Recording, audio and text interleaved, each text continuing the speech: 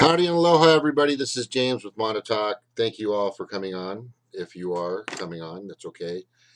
If not, I just thought I'd do a show tonight because I just thought there's a couple of things that are going on out there that need some credible attention. I do know that one of them is the show. I call it a show because it's, we're showing ourselves, we're presenting stuff and all that. Monotalk basically is an open forum most of the time where people come on here from all over the country and all over the world and they present their opinions, their perspective, their rant, their rages. Sometimes they bring some interesting information and a few facts and a few truths and a few laid claims and stuff here and there. We're human. We don't retract anything because we're not part of the foreign press, or we're not part of the world press. Anyway, we're just people here doing independent stuff, bringing information together for all of you, and I truly appreciate everybody coming. Hey, Evan, what's up, bro? What fights at Christian Vulgar? What fights? I don't know what that means. You're not watching the fights. What fights? Is it an MMA fight? Because I don't know any MMA fight that I want to watch. If it's like boxing, okay, I care less about boxing. But anyway, okay, I want to talk with you. Okay, so I'm clapping my hands. Anyway, so I want to talk. People come on here all the time. I'm glad to have people on. They're in the galley, in the live chat, I call it, the galley. And they bring all kinds of interesting and fun and wonderful information in here. Our forum is everybody has a voice. So if you go on regular YouTube or other places, that chat isn't documented. It's not seen. You can't go back through it and say, hey, I brought a really great question. I brought really good information. Why don't you go check the show out? I'm on a talk with James, and there's some other shows that do the same thing. Evan Kim's does that, I know for sure. I'm not sure if Kelly does that. Speakeasy, I think her thing is. Independent Insider, I'm not sure if he does that either.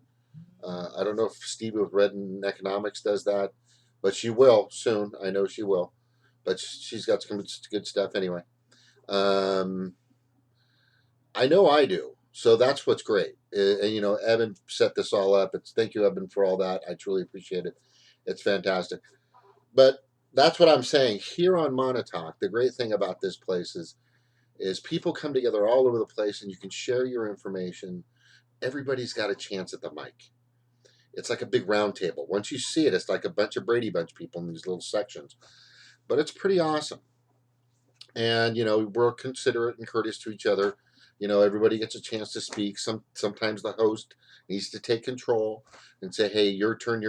Don't get too crazy. And if you're trolling, we got people with wrenches out there in the galley or in the live chat that'll just, bump you. And in here, we'll just get rid of you and ban you.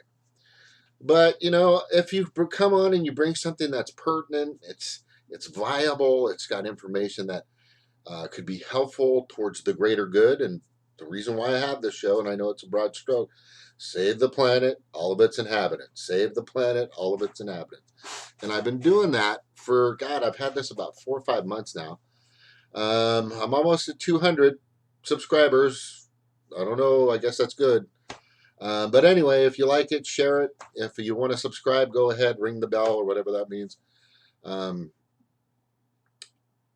It's great to have people here. I just think it's a place where people can come in and I'm telling you, I'm like the moron in this fucking thing. I really don't know a lot, but when I hear other people talking about a lot of information that comes in here, and I'll chickadee check myself and their information to make sure that they're not feeding me bullshit.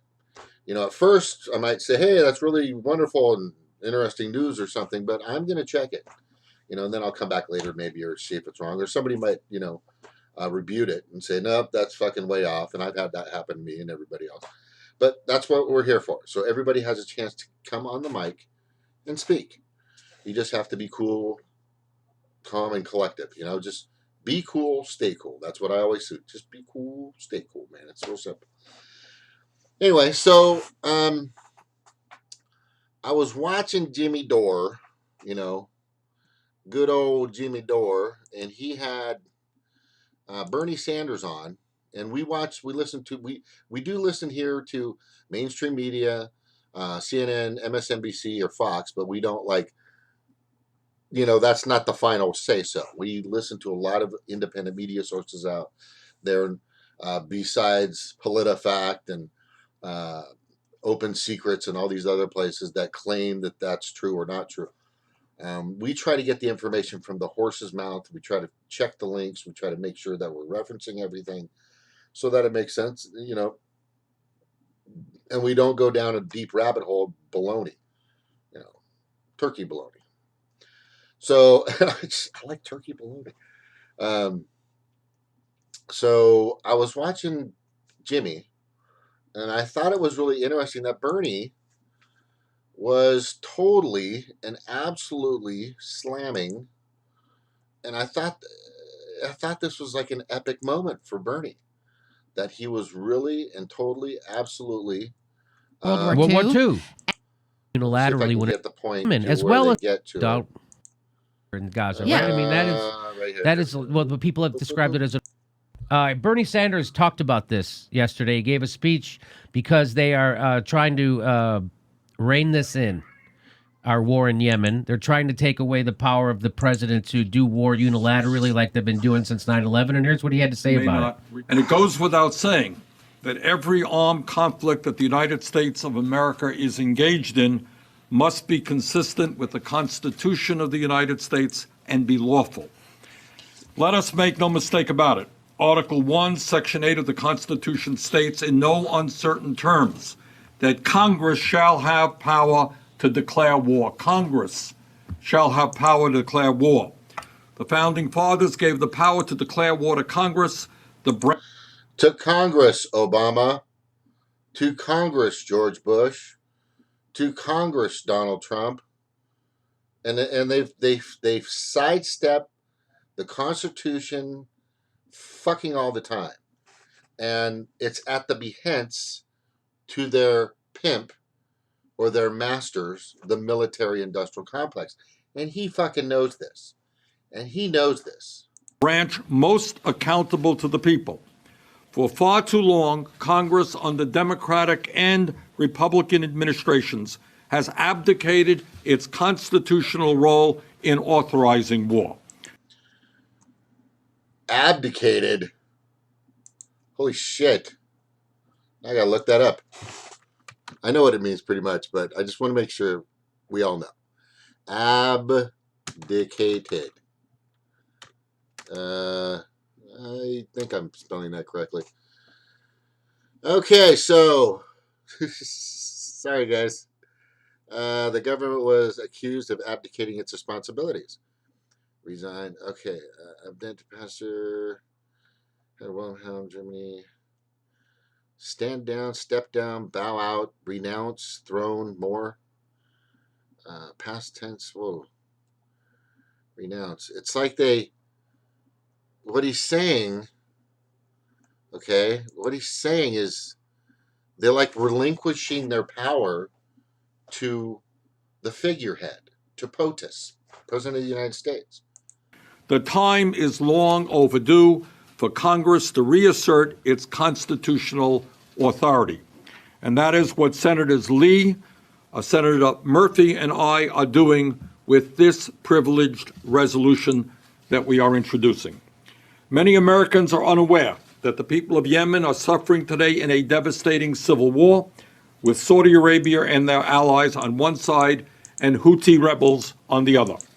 In November of this year, the United Nations Emergency Relief Coordinator said that Yemen was on the brink of, quote, the largest famine the world has seen for many decades, end quote. So far, at least 10,000 civilians have died and over 40,000 have been wounded in the war, and 3 million people have been displaced. Many Americans are also not aware that U.S. forces have been actively involved in support of the Saudis in this war, providing intelligence and aerial refueling of planes whose bombs have killed thousands of people and made this crisis far worse. Wow. So you got to give it up for Bernie, as he, isn't that like a whistleblower moment?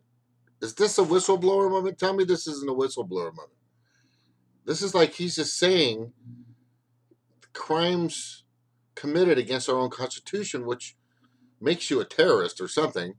I mean, the National Defense Authorization Act, yeah, did it again. I'm finally getting that in my head. But it seems as though, and what is Zoc saying? Let them abdicate their heads.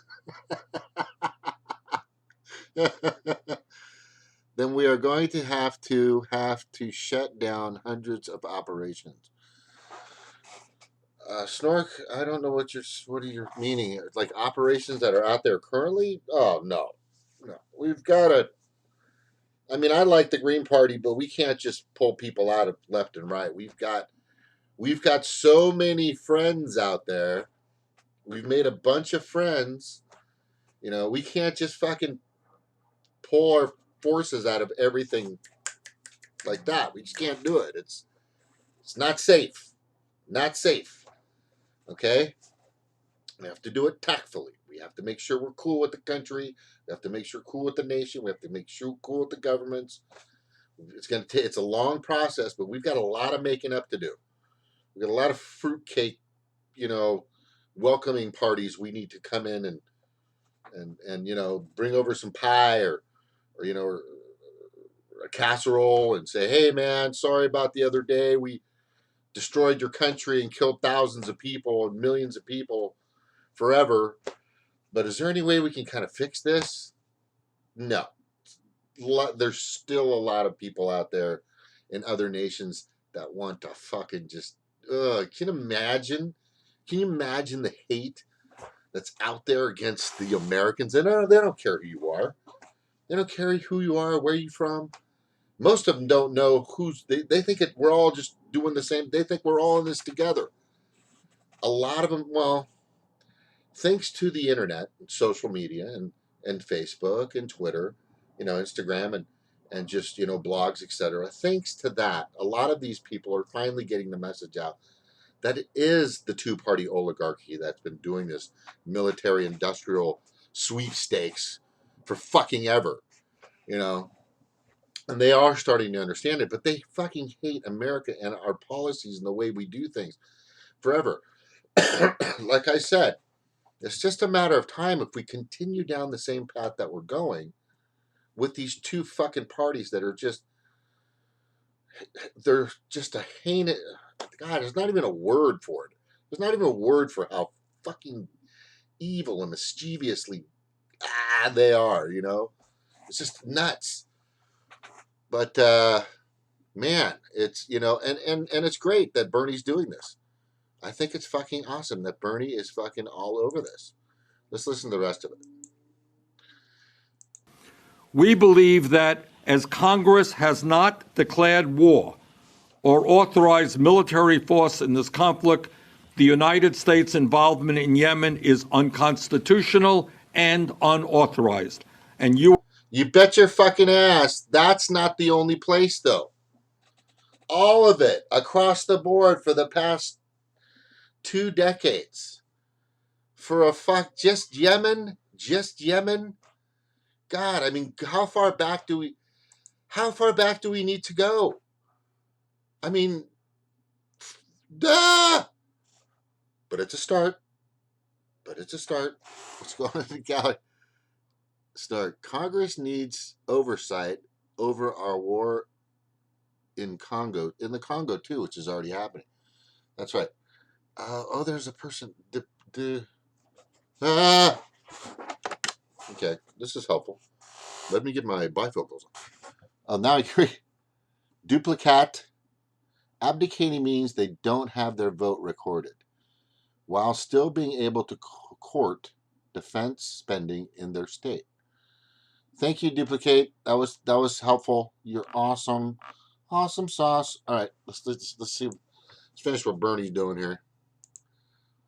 There's in the context of what he's doing that exactly. I didn't know that. I am smarter now.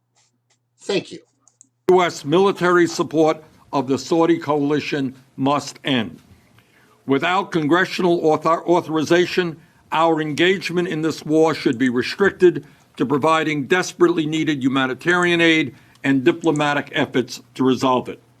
That is why today, Senator Lee and I and Senator Murphy are introducing a joint resolution pursuant to the 1973 War Powers Resolution calling for an end to U.S. support for the Saudi war in Yemen.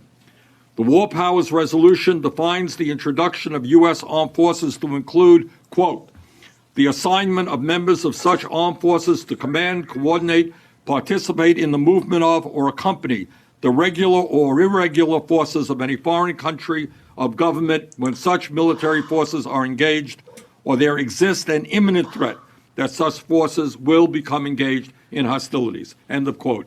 Assisting with targeting intelligence and refueling airplanes as they bomb these targets clearly meets this definition. This is not a partisan issue. Support for the Saudi intervention in Yemen began under a Democratic president and has continued under a Republican president.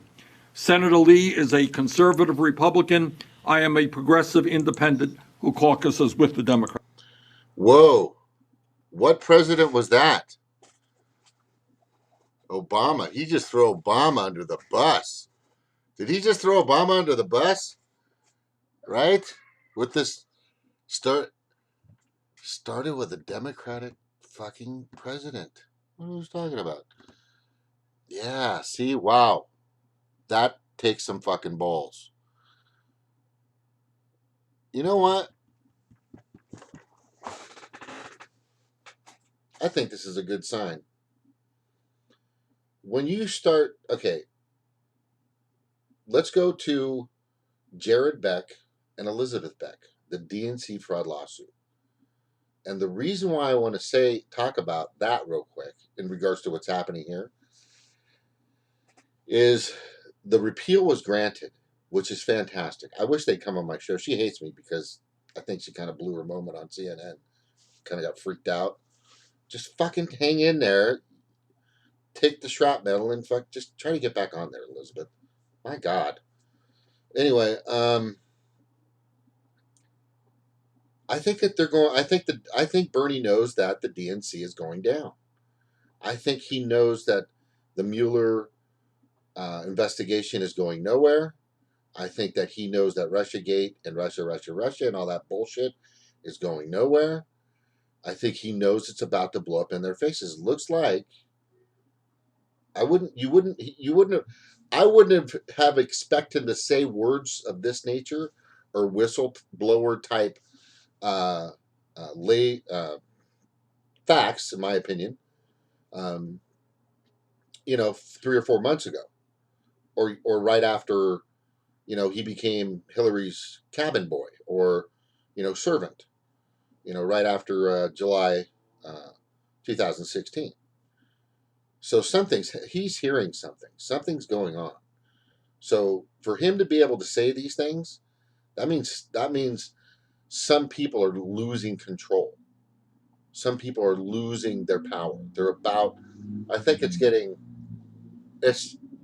because you will only discuss things of this nature, of this magnitude, and that's huge. Saying that Obama started this whole crap. Well, he could go back further, and then it's interesting because of the fact that he's labeling the Democrats and the DNC as people he started the conversation of a two-party oligarchy. This is kind of proof. This is proof that it's been happening. However, he is working with, but then, hold on, this is important. I got to get back to this. Darn it. This will come. In November of last year, the House of Representatives began under a Democratic president and has continued under a Republican president.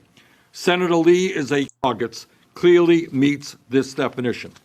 This is not a partisan issue.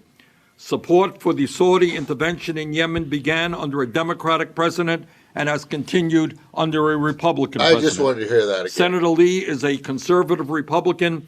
I am a progressive independent. I am a progressive independent. Whoa. Okay, a progressive independent. So you guys, I'm telling you, this is why I'm on tonight, because this motherfucker, right, has got some dirt. He has some dirt on. Okay, sorry. Let me just keep playing it. I'm just saying. Caucuses with the Democrats.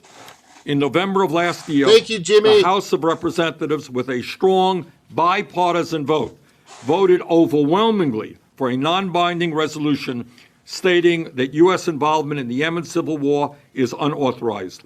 Only 30 members of the House voted against that resolution, and that is what we are saying today. We are in agreement with the vast majority of the Democrats and Republicans in the House.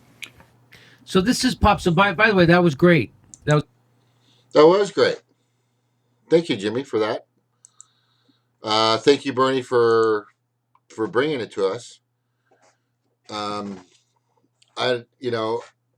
There's some people out there that are just tired of it, I think. And they're starting to, maybe they're listening to us, maybe they're not. Maybe there's some fault, maybe there's a little bit of hope, which is just a small light, or maybe this could just be bullshit. Or maybe in a few days there could be some orchestrated, created big explosion, killing, chemical thing happen where a bunch of people just fucking die, and then, oh shit, we better go in there.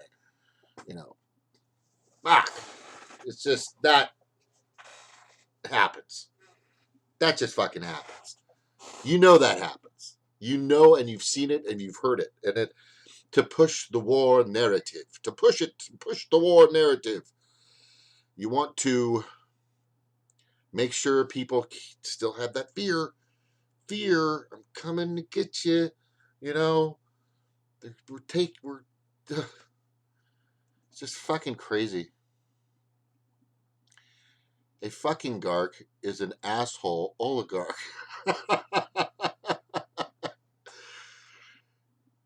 Wouldn't that be fucking Sodagark? Right? Okay. 18 million be last count. Okay, I did before. Kevin's here. Kev, what's up? Nash, what's up? Independent, what's up? Oh, you do miss. He's like, I do miss the monolith. Shut up. You don't. Stupid.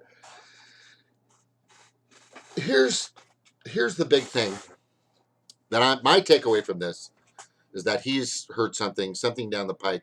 They're pushing back. They're tired of it. There's some information that is happening. I do believe the Russia thing is just going south. And there's no absolute or total. Nobody's been convicted. Nobody's been convicted of the connection of the election. Remember the hacking? That's the way it started. And then, there's still no connection. There's still no connection. It's not, there's nothing. And there's going to be nothing. They're just the biggest. What's interesting though, is I hear Fox and I listen to Fox and I've watched Fox every time I subscribe to Fox. I subscribe to MSNBC. I subscribe to CNN. Why you fucking have cable television is beyond me. I just don't see a need for it. It's fucking stupid. So, and that's why net neutrality is they want to start charging you for that. This is the biggest reason. They see that cable is not cable anymore. That cable's coming to the internet, and that's why they want to take control of it so they can start charging you. Blah blah blah blah blah blah. So yeah, there's no connection. Nothing's happening, but it does appear that Bernie kind of broke out a little bit. It does appear that he's, and I'm kind of excited about that because I got blisters passing out flyers for that mofo. You know, I was out there helping that guy. I'm getting yelled at by hillbots and fucking all kinds of people. You know, just yelled at. Pretty much, get off my lawn. I'm fucking voting for any of those people. They're fucking crazies. You know. But anyway, it's crazy. It was nuts. All right, so that is a bit of news that I thought was hugely important, and thank you, Jimmy, for bringing that to our attention. There's some other things that are pretty worldly out there that are actually happening that I think that are very important. And thank you for that information that you brought in, Duplicate. That was very awesome. By the way, my heart goes out to Mammoth Mountain.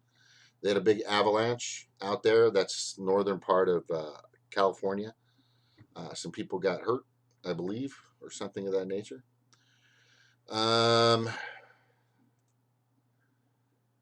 So, man reportedly shoots himself to death near White House, Secret Service says. Okay. We probably won't know his motivation. They'll probably change it and move it around. Who knows? Storms, avalanches, Donald Trump. Oh, I don't see anything about Russia. I'm amazed. Where are these floods going on? What's going on with these floods? Coastal flood advisory near northeastern Blues Sea. Weather services say. Oh, okay. She got some serious shit happening. Louisville flood victims volunteer with cleanup crew. Oh, Louisville's kind of messed up. Okay. That's not good. All right. Everything else is pretty much normal as normal. But as far as what's going on out there in the world of news and what's happening, I thought that was a big moment, honestly. I really thought that was a seriously big moment for Bernie to come out, and he brought a couple of Republicans with him. He brought some Republicans.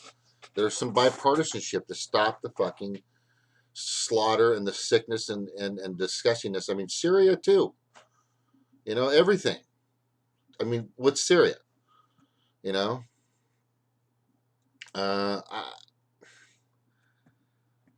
the only thing that I can think of at this point in regards to all the wars that we've started in the past few decades and how we're going to really stop. I mean, like I said, we've made a lot of friends, you know, but recently when Trump tried to say that Jerusalem was the capital, you know, blah, blah, blah, blah, blah, and the UN and 129 other countries out of a bunch of fucking countries said, fuck you. You know, we know that Palestine is being, it's just consistent genocide of a culture and a race and a people. It's just terrible. And it's like the Jewish people don't, it's like they've become what they fought against. You know, it's like we've become what we're becoming, what we've always said has been evil and bad, as our fascist nature has started to escalate. I mean, militarized police, killing of minorities at the whim with no convictions of any police officers in the past year or so. Over 2,000 deaths. Nonsense. Just because somebody had a ticket or some guy was jaywalking the other day. And I was watching this on Let the Madness Begin. These two guys are awesome.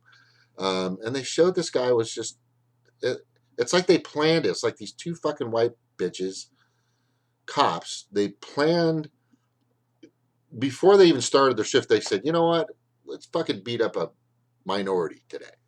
And it really appeared that one of them was Hispanic. But it's just the authority that they have, you know. And then the the sheriff, chief police over there, after they got this guy down on the ground and they tased him and they handcuffed him and they beat the fuck out of him. I mean, you can see the guy. I mean, why are you punching a man in the head when he's totally subdued and he's been tased?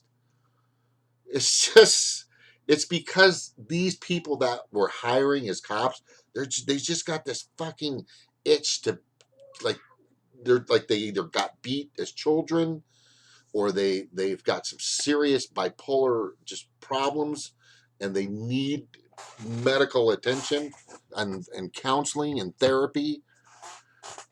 These people should not be fucking police officers. They're just, and most that are police officers nowadays, I'm only saying most, they want to beat the fuck out of you. They just can't wait to draw their gun and they can't wait to shoot you. Just give them a reason. Just give them a reason. I mean, they don't get paid enough, I guess, or they're not getting enough benefits, or they're not powerful enough. They don't feel, elitist enough. They're not alpha male enough. They've got to, or something happened in their childhood or in the past. Not just the police state that we have and the militarization. We've got our rights being taken away from us as far as who we are. I mean, the land of the home, the free, we're not free. Everything we do, everything I'm saying, everything that's on the internet can easily be, I may even be on whatever services out there that the U.S. has, or anywhere else across the planet, that might say, well, I don't like what that Monotech guy is saying because he wants to save the earth and all of its inhabitants, and we can't have none of that shit. Oh, red flag. I'm just. So they see and they hear everything they say, and everybody's talking about going to this service or that service to get away from YouTube, get away from Facebook, get away from Twitter, go to Steam, go somewhere else, go to Vimeo or wherever you fucking want to go. They can still see it. They can still track you. They still know where you're going. They know that your computer has probably its own, and I think Evan would know this. I think Evan would know this, that it has its own signal. I'm thinking that transmits. I could be wrong, but that's just a guess, or just your fucking password, or just your algorithms or how you behave, and they'll know. There's just so much information on you out there that they're not, if they're tracking you, if they've got the fucking crosshairs on you, they're not going to let them off. But they will let them off if you complain about shooting a school. If you call in and complain, what the fuck?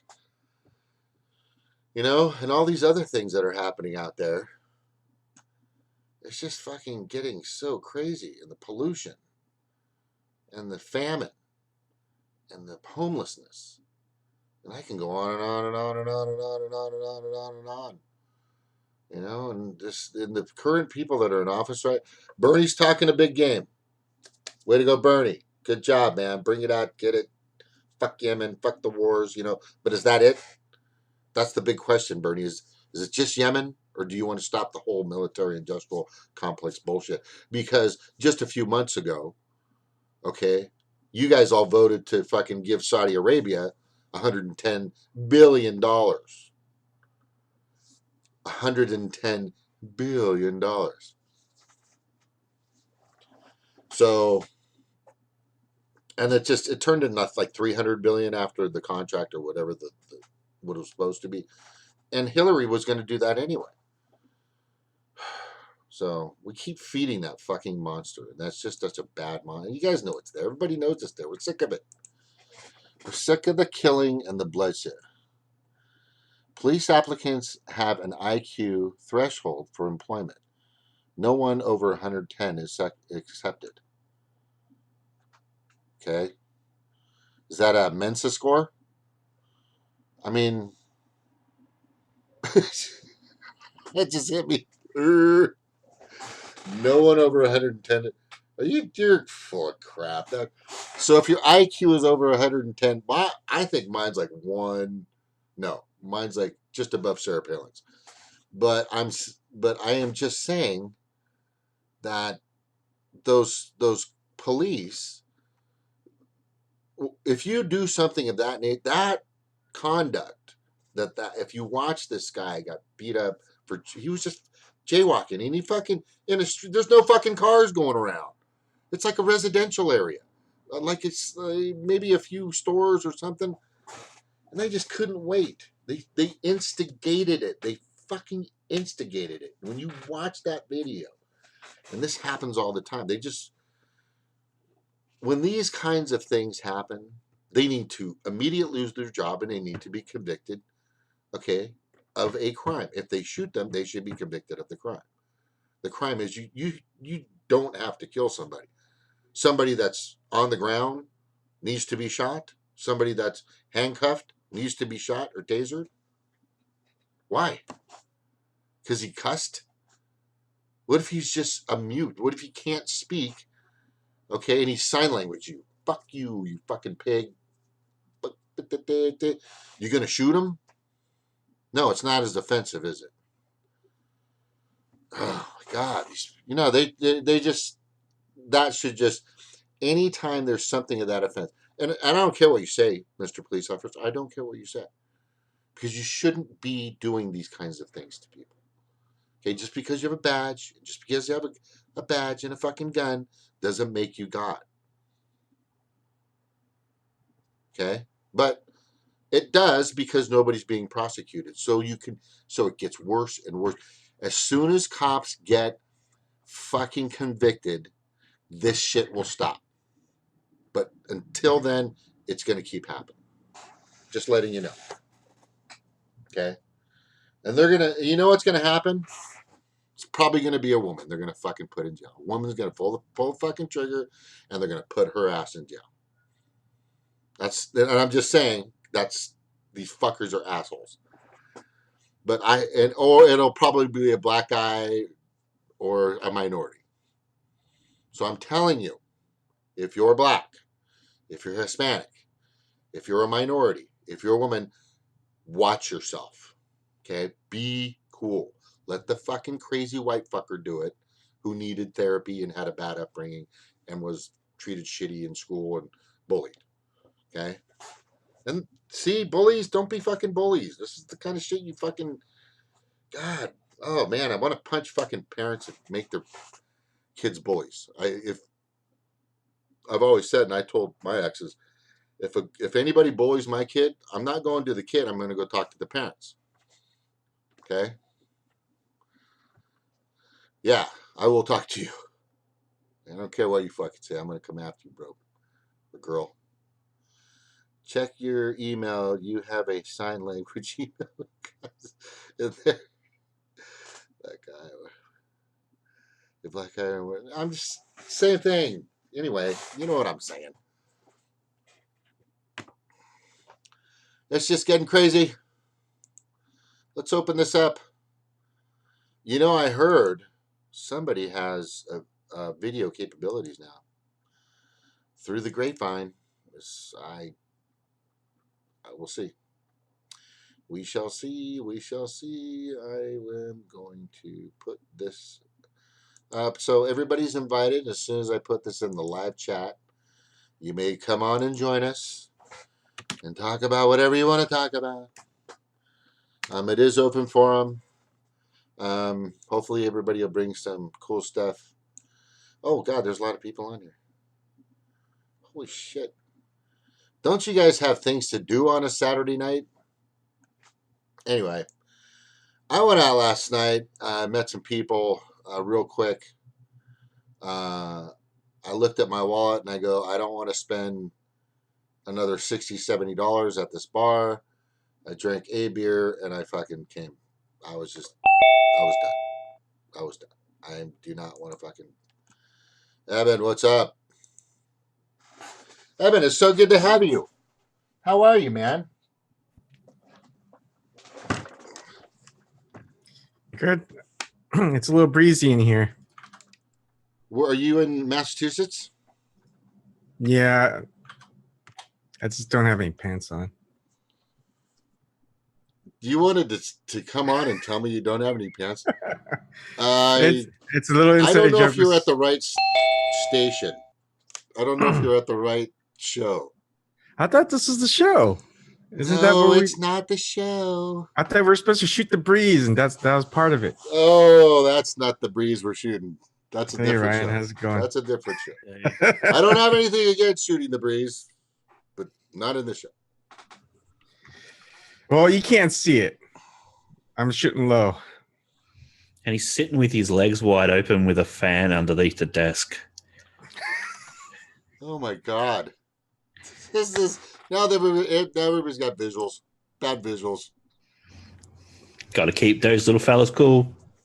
Keep every. Holy man! Oh, Hey, we truth, got Williams here. Okay. What's going on? What's going on with you, Ryan? I haven't heard from you in a while. Not a lot, man. Going back to college, just doing a lot of funding applications for my organization. So, yeah, hopefully the government will come on board and give me a shitload of money. So, sorry, I've just got to look at Dave's title. Pants optional. Pants optional.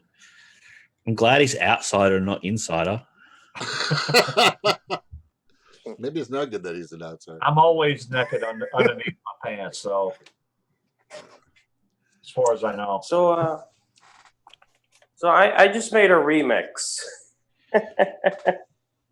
I made another remix of the CNN guy harassing this old lady outside her house. Oh, let's see it. Yeah, it's on my page. You want to bring it up, or you want me to grab it? It's better than you do. I mean, I just don't know how that works. I'm still trying to. Well, let's do some quick training. Out. All you're gonna do is go to wherever you got it. Don't get a copyright strike, James. No, it's his stuff. I know he's baiting me into a copyright. Right?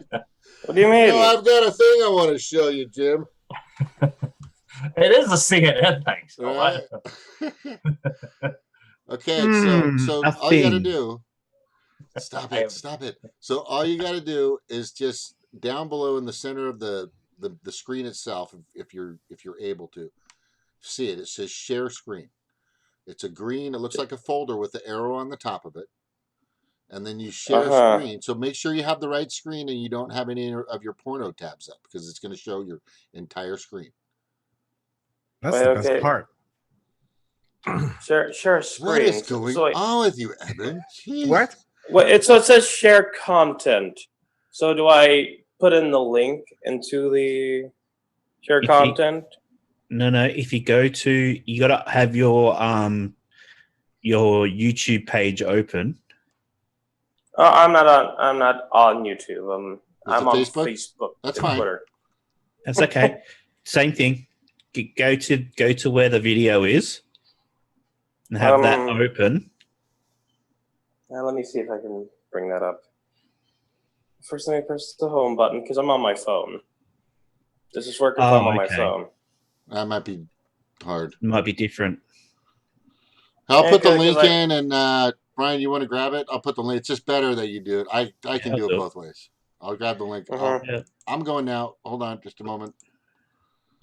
Just whack it in chat. Artichokey. Because William's got some cool stuff. Truth in charge with pounds. And I'm on the hard stuff tonight. Nice. Is it a protein shake? What is it? It's Coca-Cola. Zero. Woohoo! Going big. Okay, so now it's in the live chat. Excuse me, in the Zoom chat. All right, I'm opening it up now. What's the title? Will he be able to see it? You're a young fella. You got baby face. No, that's an old picture. How old is that picture? Is it the Probably CNN? 2 years, 2 years Okay, old well- of that picture. You were Is it 2 the- years old. Oh, No, it's a 2-year-old picture. You know, I just thought that would look decent for the yellow background. William, I don't think. Yeah. Is it CNN has become so out of touch video? Yeah, don't Yeah. open it up all the way though. Okay. You understand what I'm saying? Don't open it all the way. What I mean is, I don't want the logo to come on CNN. No, I've played it. I've played it a little bit. Oh, okay. And Yeah, just go ahead and show it. hang on. So that's just the thumbnail. It's just on the thumbnail. Now I'll just go to Zoom, and then we'll go to share screen, and we'll go to that, and we'll go to share. All right, everybody see that? Yep, there you go. Aloha. Can you hear that? No. Did you go to Zoom and make? You have to.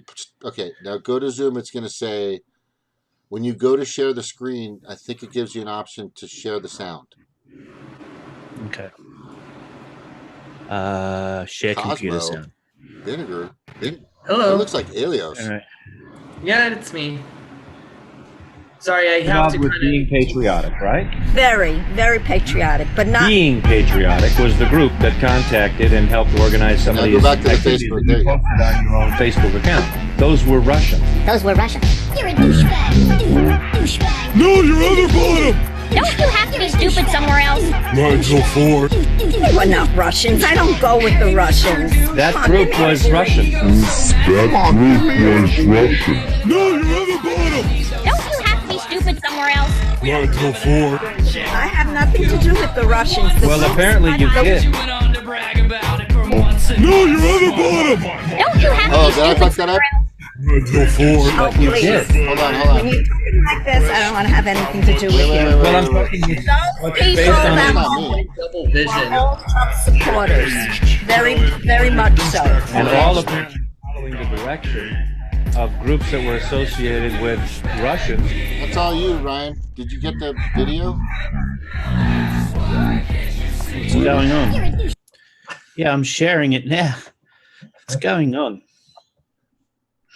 Ugh, I too much vehemently, double vision. Too I- much. I vehemently disagree with one of the things said there. You do not, in America, you do not have to be stupid somewhere else. That's the only thing that I got. Thank God that's the case, because otherwise our conversations would get very boring quickly. Okay, there. Just play it. Yeah, don't open all the perfect. It was the group that contacted and helped organize some of these There you go. activities that you posted on your own Facebook account. Those were Russian. Those were Russian. You're a douchebag. Douchebag. No, your other bottom! Don't you have to be stupid somewhere else? Nigel Ford. They were not Russians. I don't go SpongeBob never ceases to amaze. No, your other bottom! Don't you have to be stupid somewhere else? Nigel Ford. I have nothing to do with the Russians. The Well, groups apparently you that- did. Apparently you did. No, your Who other... is this guy? Don't you have to be stupid somewhere else? Nigel Ford. Oh, You please. did. When you're talking like this, I don't want to have Oh, anything. of course, it's CNN. Well, I'm talking what's Those people based on that the were with me were all Trump supporters. Very, very much so. and all apparently following the direction of groups that were associated with Russians. Fucking Christ. Like, I don't even agree with Trump or Trump supporters. This feels like propaganda. Somewhere Like, else? straight up. Who were actually BS. infiltrated. BS. BS. And please report that. I don't believe that. That's bullshit. I know all the people that were with me. Actually, okay? They if were I could at just my make a meeting. point. All- Isn't this the same kind of shit that Bill O'Reilly's producer used to pull back in the day? Oh, what was his, like, Jesse, what's his face? Yes. But did you realize that you guys were in communication electronically with Russians? No, you don't have to emphasize that with slow-mo. The point's made. Yeah. Okay, we're good. No, your other bottom! Don't you have to be stupid somewhere else? Good stuff, William Pounds. Okay, In St. Petersburg. You don't believe that? Thank you, St. Ryan. Petersburg, Florida. What does Florida have to do with Russia? Just so stupid. Like, I know I have a tendency to become a bit of a cynical, arrogant asshole, especially on this podcast. But just like how fucking into the Kool-Aid do you have to be drinking for this to be the rational response that you have with another human being? I know. Geraldo Rivera used to do the same thing, put people in the spot when they right. But he would direct the narrative. He would direct the talking. To be fair to Geraldo Rivera, and that's not to give him too much credit, but he actually did do shit. No, he did a few. Once in his career, except for the vault. You guys remember the vault? Well, Al Capone's vault. Well, not even Geraldo Rivera likes to talk about what happened with the vault. No. He revealed military locations. Up to that point, Geraldo Rivera was having a pretty good fucking career. Yeah. Especially after the his special on the disabled on the what was it, the mental institutes in New York. Oh. There are. I want you guys to be prepared because we haven't seen somebody in a long time. So be prepared for this. Ta-da! Oh, my eyes! Oh! My eyes, they burn! What? I need new glasses. This is for you, Stevie. All right. Okay. Oh, that was a little I've bit just too much. earned myself very now my quickly. eyes are really burning, Dave.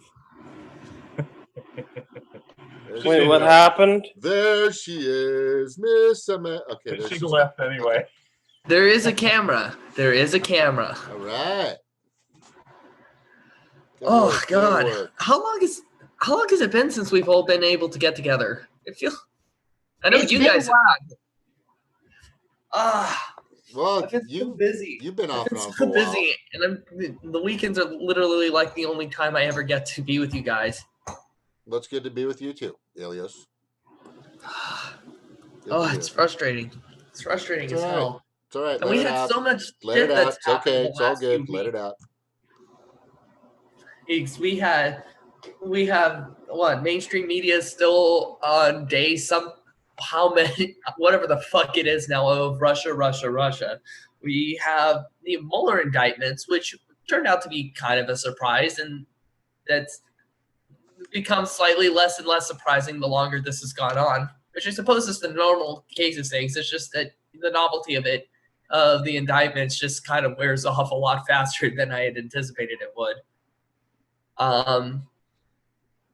We have the Cenk Uygur debates some time back, which was kind of fun, if only for this side of seeing how Kalinske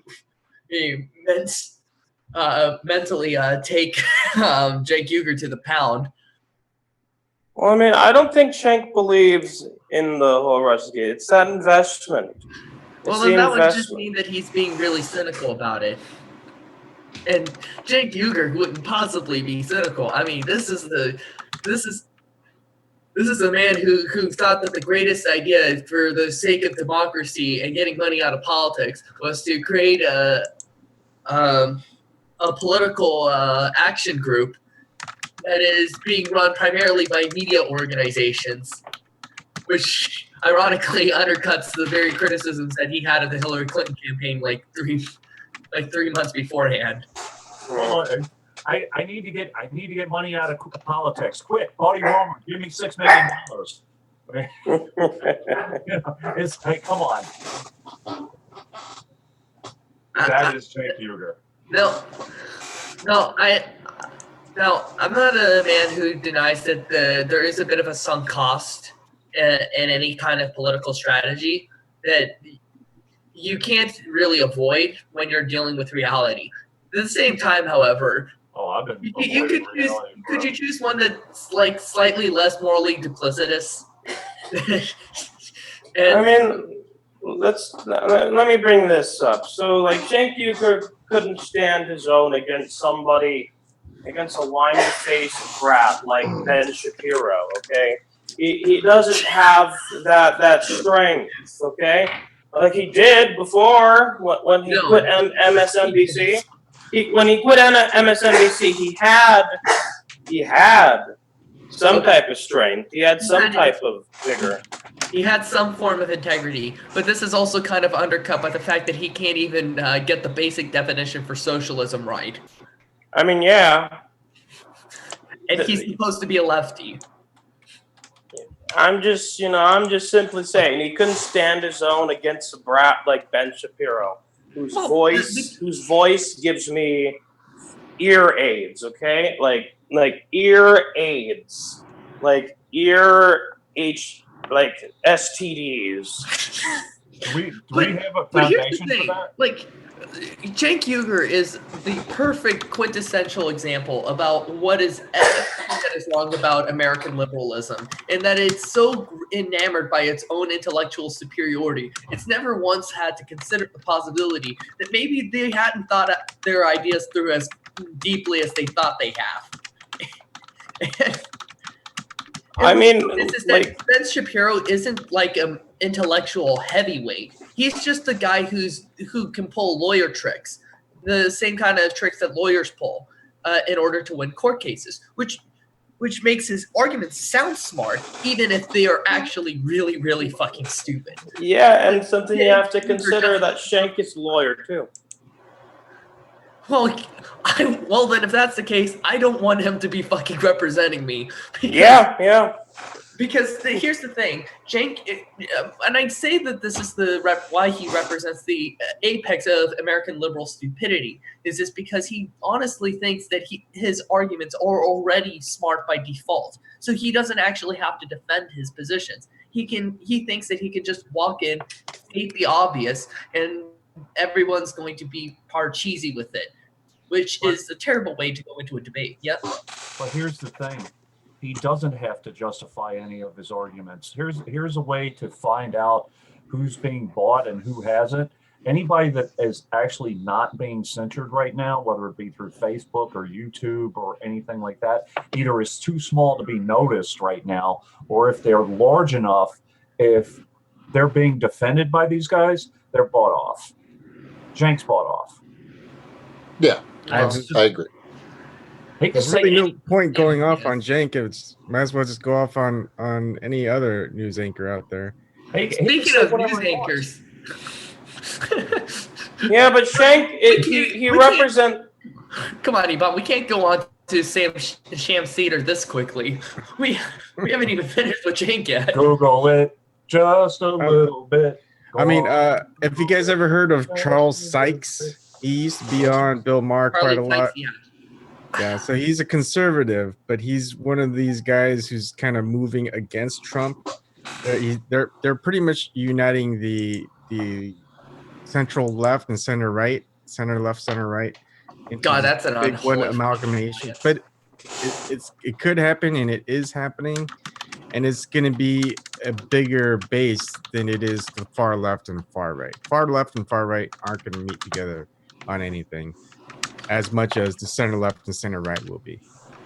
The far left and far right are going to go so far around that they're actually going to meet at some point. Yeah, and they're meeting and the already. far right will be. They've already passed themselves to the backside of my bow can when that happens.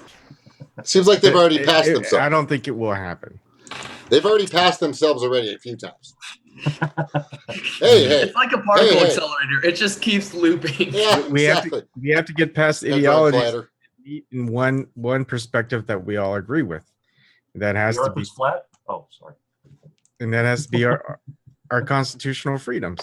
Right. If it's not that, it can't be anything else. It has to start there. It doesn't matter what you believe in healthcare, all that stuff. It doesn't matter. What it matters is just keeping our freedoms, getting everyone out that isn't going to support it, and just start from there. Because the more you take away, the less we have a chance to fight back. The less we actually have. I mean, these may be isolated incidences, but I've converted Kekistan people. Okay. Fucking Kekistan. Boy, Yeah, I've converted them. Greater fortitude than I do. You have greater fortitude than I do. I mean, like, you know, like for starters, when you debate someone, you have to make them think that you're in their tribe, essentially. You have like that's how you convince somebody of something. You, like find something that you have in common and exploit that to the point where they think that you're in their tribe. And that's how I've converted Kekistan people. I've gotten Republicans to vote for Jill Stein. Okay. Think that they're in your tribe, or that they are in your tribe. There's a big difference.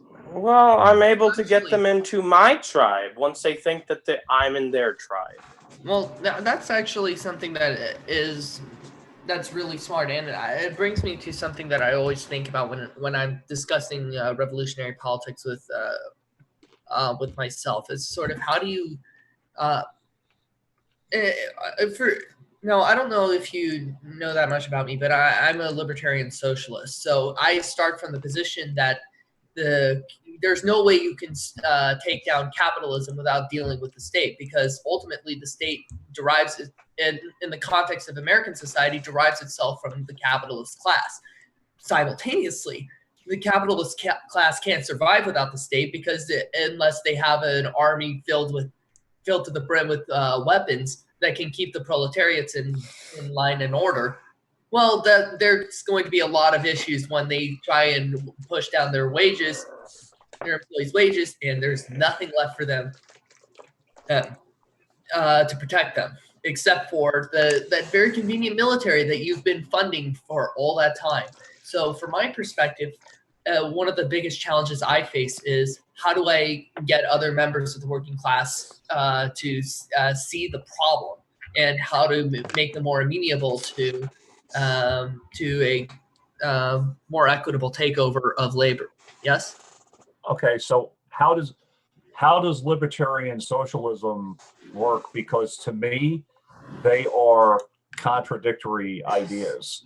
Okay, so the reason why they come across as contradictory ideas is because the term libertarian had been kind of hijacked from the libertarian socialist movement. Originally, libertarian was a sort of a shorthand for libertarian socialist, or the social anarchist movement.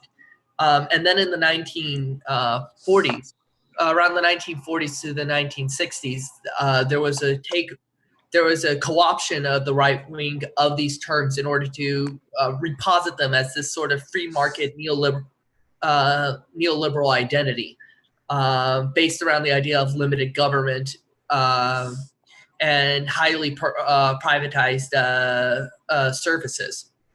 And this is documented in the book called The Betrayal of the Right, of the American Right, which I unfortunately keep blanking on the name of the author, but he outlines how this process ended up occurring over the span of about 20, 30 years.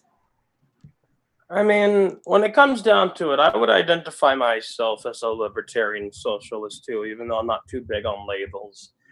And, you know, it's about what George Orwell argued for, libertarian socialism, or as he coined it, democratic socialism. You know, it's really, but when you think about it, there isn't limited government. There's a lot of government. It's just government, you know, used to either prop up the people who have assumed massive amounts of wealth, and people who and really then you have all these departments. You really don't know what they're for. It's very split up, but it's really big. It's a really big government, and it's not a good big government. It's you know, I would call it socialism in reverse for the most part. You know, you have, you know, like you have corporate welfare going all over the place all the time. You have this and that. We don't even have capitalism, to be honest. It's reverse socialism, that essentially. Well, yeah, So I guess to wrap it up and sort of explain what libertarian socialism ultimately means, it's basically just the rejection of both capitalism and the state, in preference to a society in which the workers control the means of production and the society itself is run through direct democratic means. Now, how this such a society could be set up kind of varies from school to school. There are some schools that just say, well, we could keep the markets, just democratize the workplaces and leave them in the hands of the laborers. This is what we call the mutualist school. It's not very popular nowadays, but it's seen as kind of like that one of the original steps that a lot of socialists originally looked at. Nowadays, more common ones you see are syndicalists like Noam Chomsky, communalists like Bakunin, and anarcho-communists like Kropotkin. So there's a very healthy mix of different ideas about how a society can operate, and each one has its own strengths and flaws. But ultimately, our end goal is to liberate society from both state and capitalism in order to usher in a freely open democratic society, truly open and democratic society. Here's what is concerning me at the moment, especially interviewing some of these candidates and seeing the trends of what's going on. We're seeing a push for an increase in services, whether it be healthcare reform, for college reimbursement, different things. The problem that I have is you're talking about increasing the involvement of the government, while at the same time complaining about how the government is corrupt. So, and talking about UBI and the federal job guarantee, before we talk about any of that, we have to clean up what we're complaining about. I mean, I've read into a member of the Libertarian Party, and this is one member who actually believes in UBI. Most members don't believe in it, but this is one member that does believe in it, and his argument is essentially that that we have to that UBI gets rid of a bunch of governmental fractions. UBI scares me because it's going to usher in the age of automation. Right. People look. The United States isn't going to be taking UBI right off the get-go. It's just not going to happen. Right. I mean, you just have Bernie Sanders. It's still not going to happen. You can have a libertarian as the U.S. president. It's not going to happen. We got to focus on the things that we know can happen. So, I mean, all this theoretical ideal is great. I mean, that's something that we can probably focus on, after we get the corruption out of our politics and get actual power back to the people, but it's not going to happen. I mean, our 50th state was added in 1959, and our U.S. population was like 170 million.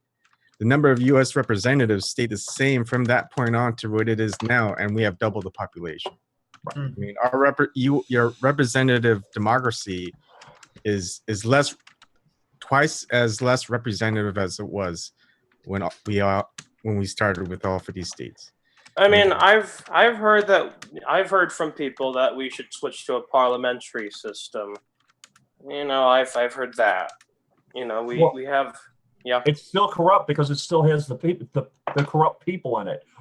The structure of the system is still going to be screwed up because you still have the dirty bastards in. You got to get the dirty bastards out first. Yeah. Oh yeah. Yeah. Solve anything. I mean, Australia's in the parliamentary system, and we still have corruption. It's just that it's hidden. Can you turn your mic up, Brian? Turn your mic up a little bit, buddy.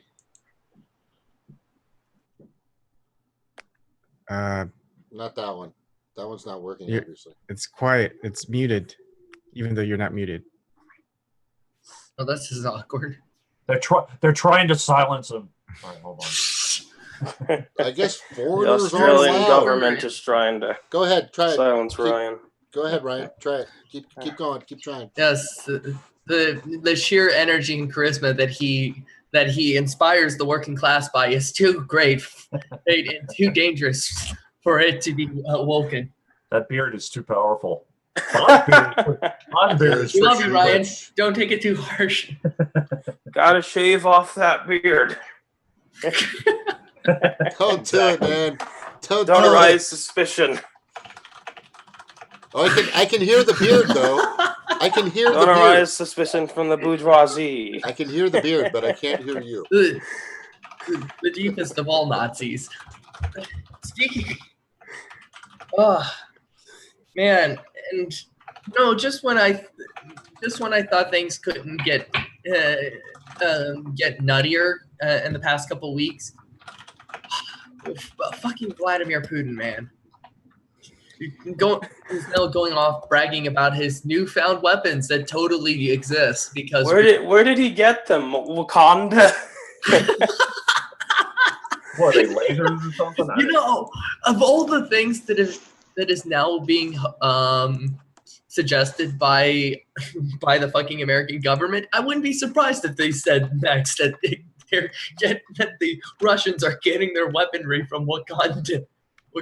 Although for what reasons I can't imagine what fucking Kachala is fucking thinking.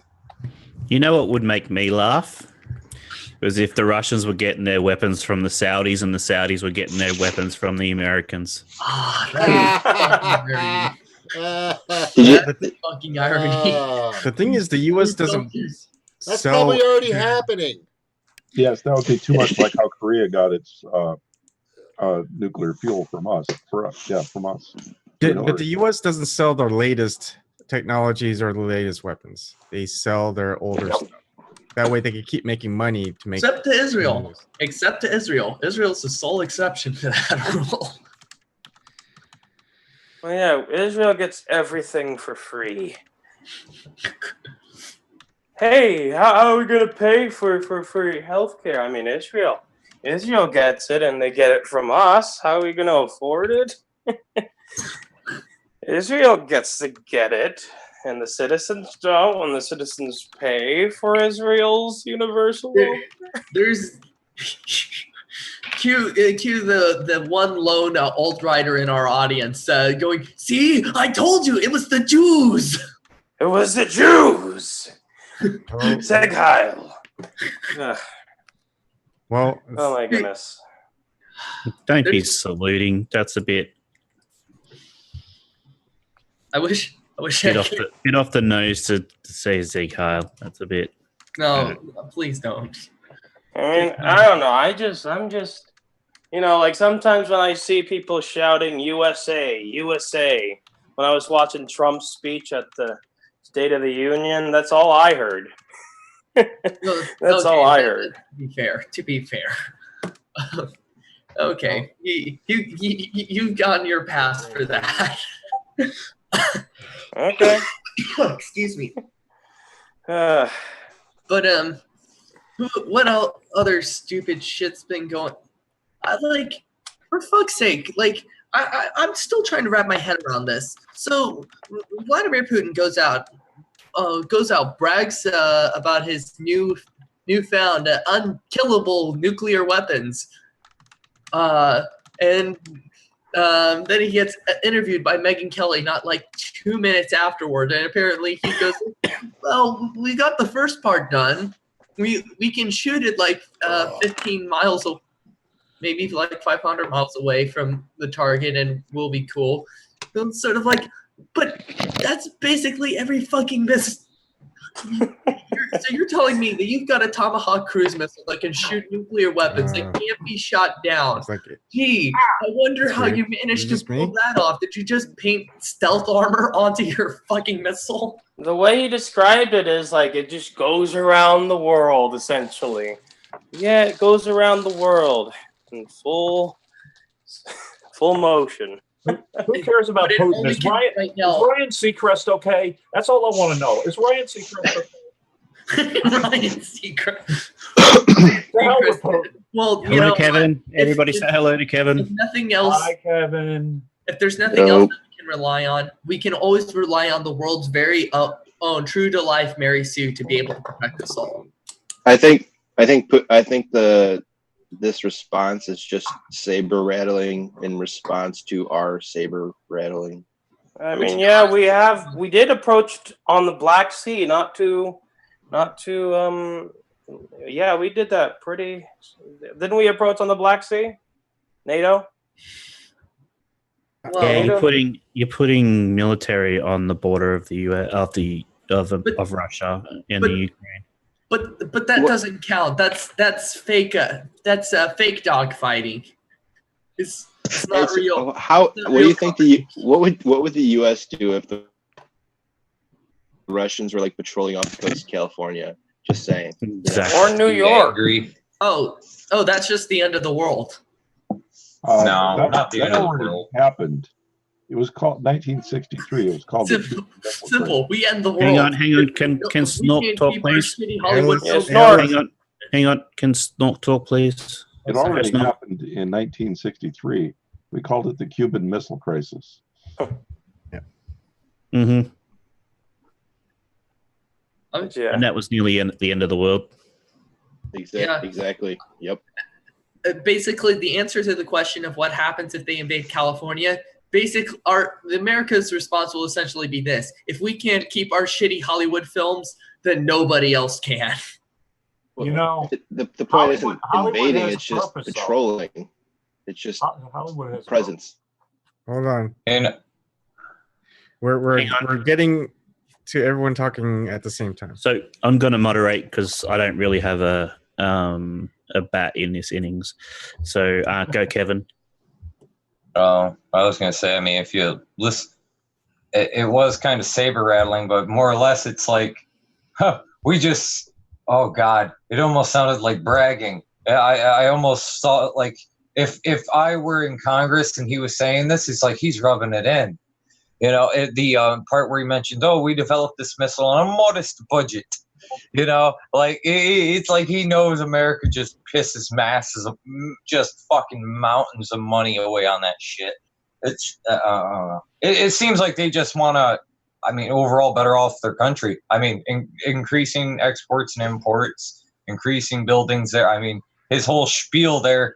I mean, he even says we just basically don't want to get bombed. We don't want to bomb anybody. We don't want to get bombed, and we just want to kind of go along, and everybody gets along. Or, you know, what was it? Everybody goes along to gets along. That's the impression I'm getting. What I don't get is why everybody's so it's so obviously propaganda. No, I don't know why everybody gets so like bent out of shape about it. You know, it's just. I mean, well. He's got a better economic. What Donald Trump say, I don't think they feel any different than what we feel about this. Hopefully, we can make our country slightly jealous because his economic plan wasn't half bad. You know, like if it is serious wise to do something like that, not a bad idea. Like Snork says, steal culture, and that at least that chunk isn't fucking crazy. You know, that's a good idea all around. Energy programs, recycling, food, the whole nine, employment, try to eliminate to get rid of poverty. You know, it's like pretty good. Try to increase life expectancy up to 80. You know, for the most part there. It didn't seem awful. Okay, Snork. President Ronald Reagan promised Russia that they would share this technology with them decades ago. Sure, that was going to happen. What do you mean? Like what technology? Like a really fast rocket? It was called Star Wars. And we said anything we developed, we'd give them to assure that we wouldn't attack each other. So isn't this basically just a big joke on that? Yeah, it is. I mean, and the irony that we would be if a bombing were to happen nuclear wise, we'd be getting bombed with our own material. Mm-hmm. Sour. Talk about really rubbing it in. Go ahead, Rob. But the thing is, I think what kind of makes it safe is it. Evan, you go. Rob was going to say something. Okay. Oh, okay. Sorry. Go, Kevin. Yeah, the thing that's kind of safe and all. When you got trade, people don't tend to want to bomb each other's shit. You know, especially if it's like, okay, you guys want U.S. uranium. You know, it's like if you threaten or bomb us, you're sure as hell your money's not going to be good at our store anymore. You know, it's every country has propaganda. Russia has big propaganda issues. We have big propaganda issues in the U.S. I mean, it's all a big show. I mean, they don't let independent reporters go in any actually film any military stuff. They have to be one of these big media outlets. And are they gonna? And if they're just propaganda, how do we know exactly where their military is at? And plus, they're never going to be that transparent. If they're not even transparent about public policy, well, they'd be transparent about military policy. So I think all the stuff, all the little military posturing, it's all just one big show. It's just more fear. Anything where it's propagating fear towards people, that's just a method of control because you're more drawn into watching it. I mean, this is why. So this is why I'm trying to nominate Jesse Ventura. I'm bringing this up again. This is why I'm trying to nominate Jesse Ventura for the Green Party presidential nomination, because he actually knows how to deal with these kind of people like Vladimir Putin and like Fidel Castro. He was one of the only governors who actually, made relations with Cuba, during that time. One of the only elected public officials to go to Cuba. So, it's, during that time it's, if we, I'm putting all my hopes on it. Okay. I've been making videos for Jesse. I've been making pictures. I've been trying to find a way to get in contact with Ventura. Well, I have no problem with that.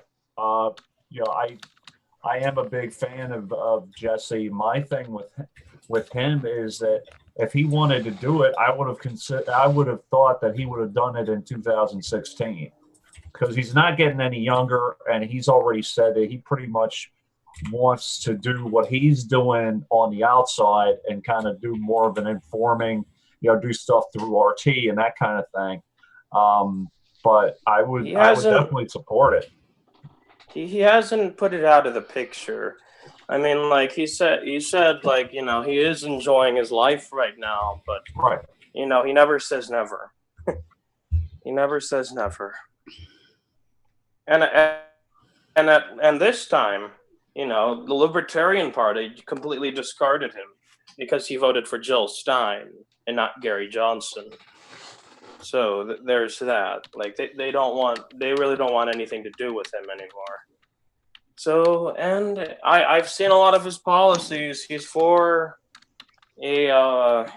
much for everything on the Green Party platform, except for guns. He's more. And I think there's a big difference between Jesse Ventura being on WWE or whatever he was, whichever wrestling organization he was with, and Donald Trump, because he was in the position where he had to stay physically fit, and stay dedicated to the cause. Whereas Donald Trump was just brought in every now and again just to show off and all this type of stuff. So there's two totally different ways of looking at it. You know what I mean? Mm-hmm. And with Donald Trump being a narcissist. Yeah, narcissist. But I'm saying reality TV host of The Apprentice, he didn't have to do anything.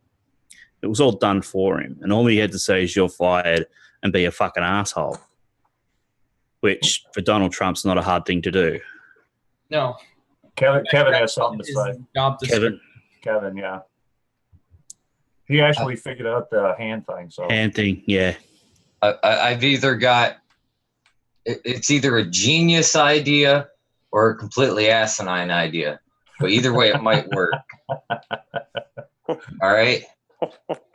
Donald Trump seems somewhat receptive to people talking to him, at least to a degree. All right. Maybe if we got a couple thousand people, went out in front of the White House and had a big ass cookout every single day until he's out, we could lure him out every day to talk to him. that's the Andrew Jackson kind of thing. Because the bastard goes after McDonald's like crazy and he has 10 Diet Cokes a day. I think if we have a barbecue and a smokehouse going, we can lure his ass out. So who's got? It'll be like an Elmer Fudd commercial with the fumes and all that from the food. Come over and grab him and pull him over. Come on, if you fumigated the place with delicious smells, I guarantee his ass is gonna come out there eventually. Okay. I don't, but I mean Bring that's a detail with him, but we'll be able to talk to him. Come on, you think he's gonna turn down ribs? I think you could get them anywhere else. Honestly, You might be able to get him by the stomach. Isn't he a McDonald's man? Yeah, I know. Imagine if we had a cookout out there. That's what I'm saying. If he'll lure into McDonald's, we can get him for sure. You see like hundreds of little page boys go running out and getting shit for him. Dude, he eats steak with ketchup. He's a monster. We can give him ketchup, but he'll definitely want ribs. And come on, would you rather have a homemade burger or would you rather have some shit McDonald's food? Okay, guys, so seriously, mess up. You guys eat. Peaky has plenty of secret service Hang on, guys Kevin. to taste test. You Hang know, on, sorry. Go, tech move. thanks, Ryan. I was just going to quickly add in there, chiming in on what Nick said. Do you guys actually eat steak with ketchup? I mean, that's... Come on. Trump does. Oh my God, you guys do that? Oh No. my God. Come on. Way to ruin a steak. You're killing me. Oh, who cares? If he wants ketchup, he wants ketchup. Oh. Although, to be fair, I Nice to put out switch it out steak. between that and barbecue sauce. At least a well done steak. Nobody No, eats a no, well not done well steak. done. Maybe That's what he medium eats. well, Well but done never well steak. done. Well done. Well done. Get my Trump shit is squealing, man. Damn. Trump is a fatty. That's for sure. He eats pizza with a freaking knife and fork. What are you kidding me? If he goes Yeah, after he's a pizza lard at ass. McDonald's, I guarantee a barbecue will get him. I'm telling you, it might No. be worth a shot. See, that makes zero sense to me. It's like you don't like steak. Okay, so you eat your steak with ketchup, but at the same time you eat your pizza with a fork and a knife. Like, oh, I have to be so refined to eat with a fork and a knife. But at the same time, it's like, fuck it, put ketchup on my steak. I'm a fucking animal. What the fuck? Rob. Just the less you, I'm the from less Chicago. I'm from Chicago. You have to eat your pizza with a fork and a knife. You can't pick it up. So, I mean, Well, you're if talking he- about deep dish. You're talking about deep dish. Well, we're talking New York style. You're supposed to fold that thing. Yeah, thin slice. What He's a what John Okay. what John Stewart, Okay. yeah, what John Stewart used to rail against on his show. Like, I bet he doesn't eat Kit Kats like one at a time. I bet he just takes a bite out of the side of it like a fucking maniac. Yeah, he's the most sloppy 1%er. I'm judging him so hard for his food choices. I know. So, real quick, Bob, where you live? I lived off the Jarvis L from like 91 to 97. Oh, So, yeah, I no, live I'm on the north. you're like you're really Chicago. I'm not. I say I'm from Chicago because that's what I'm from, like Crystal Lake. I'm on the Ogilvy Northwest line. Right. Second to last stop. Yeah, on the UP Northwest line. Right. So. Well, yeah, everybody calls themselves Chicago. That's why, I'm living around New York City. It takes me like a couple hours to get in there. So yeah. So I can say I'm from Chicago now, since everybody calls themselves from Chicago. Hey, as long as I'm from Arizona. I'm from Arizona, but if I can be from Chicago, okay. We are all Spartacus. Yeah. Stevie's more Chicago than most anybody, because she's probably closer. I am pretty gangster. Where anybody who says they're pretty gangster is not gangster. So cringe. Exactly. It's so cringe. I could imagine Stevie in a homie get up, hat on sideways, flicking some gang signs. That's just like we're approaching mythical levels of cringe right there. Well, her baggy pants is her sweatpants. She's like, yeah. Mm-hmm. Please stop. Wearing a and she'll be walking to Vanilla Ice. Oh God. Just like dun, approaching new levels of lack of taste. You opened yourself up there, Red. I totally did. Or Marky Mark. Yeah, she could be walking to Marky Mark. Slim Shady. Please. Crisscross. Milli Vanilli. Milli Vanilli would be the worst. Go real old school. And, in honor of Rick Ross after his heart attack, I tried to listen to some of his music, and oh my God, I couldn't. I was like, oh, God, it's horrible. Rick Ross had a heart attack too? Yeah. Right. I heard that Kevin Hart had not Kevin Hart. Kevin James. Not Kevin James. Smith. Kevin Smith, yeah. Yeah, I heard he had a heart attack. I didn't know about Rick Ross. I mean, that's kind of like, it kind of makes sense for both of them, but. I love Rick Ross. Martin, please take care of yourself, because I really want to see more of what you have to do. Please be healthy, eat your vegetables and exercise, because I want another book. I want some more content from you guys, because, I mean, seriously, they're brilliant. I mean, Rick Ross, one of his more classy songs was like, let me see your pussy. I mean, literally, I was like, dude, really? I mean, but then there's his song, one of my favorite songs. It's called Freemason. Okay, I gotta hear it. I was like, yo, y'all, and then they lay down the friggin'. I was like, oh, I can't for most of that. I wanted to hear like his mainstream song. That must be one of his mainstreams. I like Rick Ross. Every day I'm hustling, because it's just what you gotta do when you're poor. Every day you gotta hustle in order to pay your bills. So I kind of like that one, but the rest of them, okay, yeah, that's his mainstream. Yeah. But yeah, Rick Ross did this song. I don't think this one's mainstream, but he did it with Jay-Z. It's called Freemason, and it's just so catchy. It's so catchy. And can Pitbull shut the hell up? Yo, check it. Listen to me. Just sing whatever the hell you're gonna sing. You don't have to tell me to listen to you. I'm listening to you. What? I'm gonna say something real important right now. Okay, say it. Sounded like a grumpy old man, Dave. I am a grumpy old man. All this whippersnapper music telling me what to do and not actually doing it. Get off my lawn, you goddamn rapper.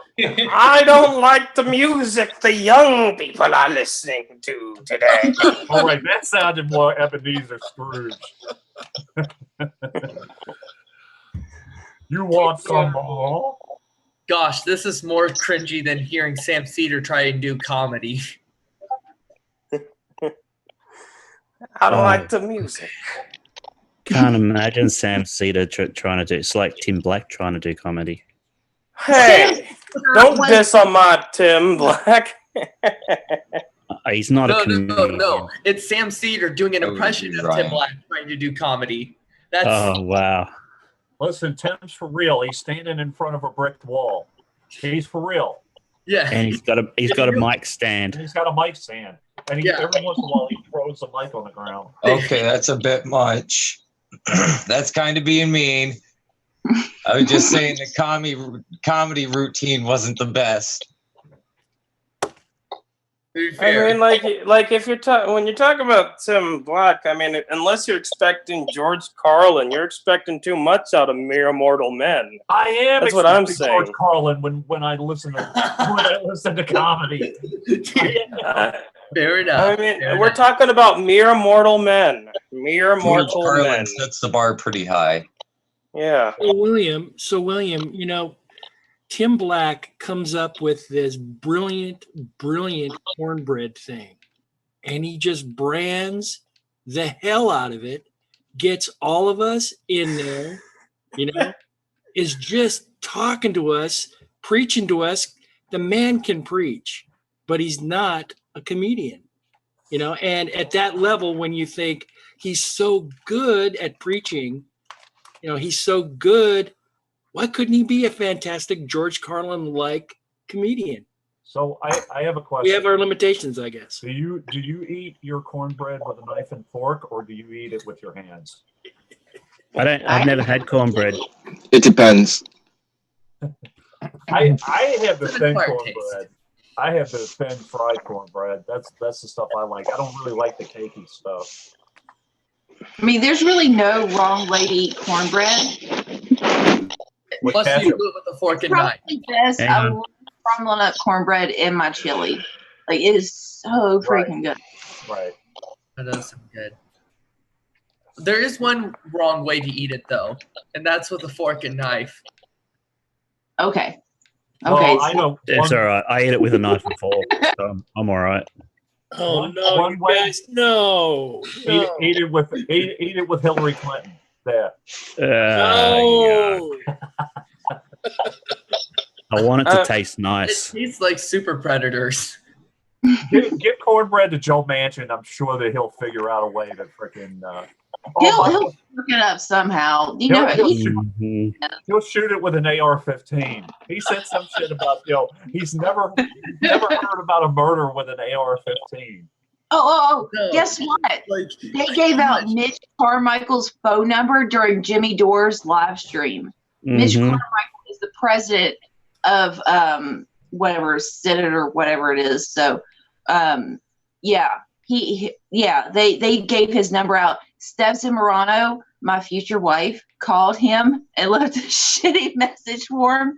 It was so awesome. I'm like, Mitch Carmichael is on like top 5 list of politicians in my state that need to fucking go, man. Wait.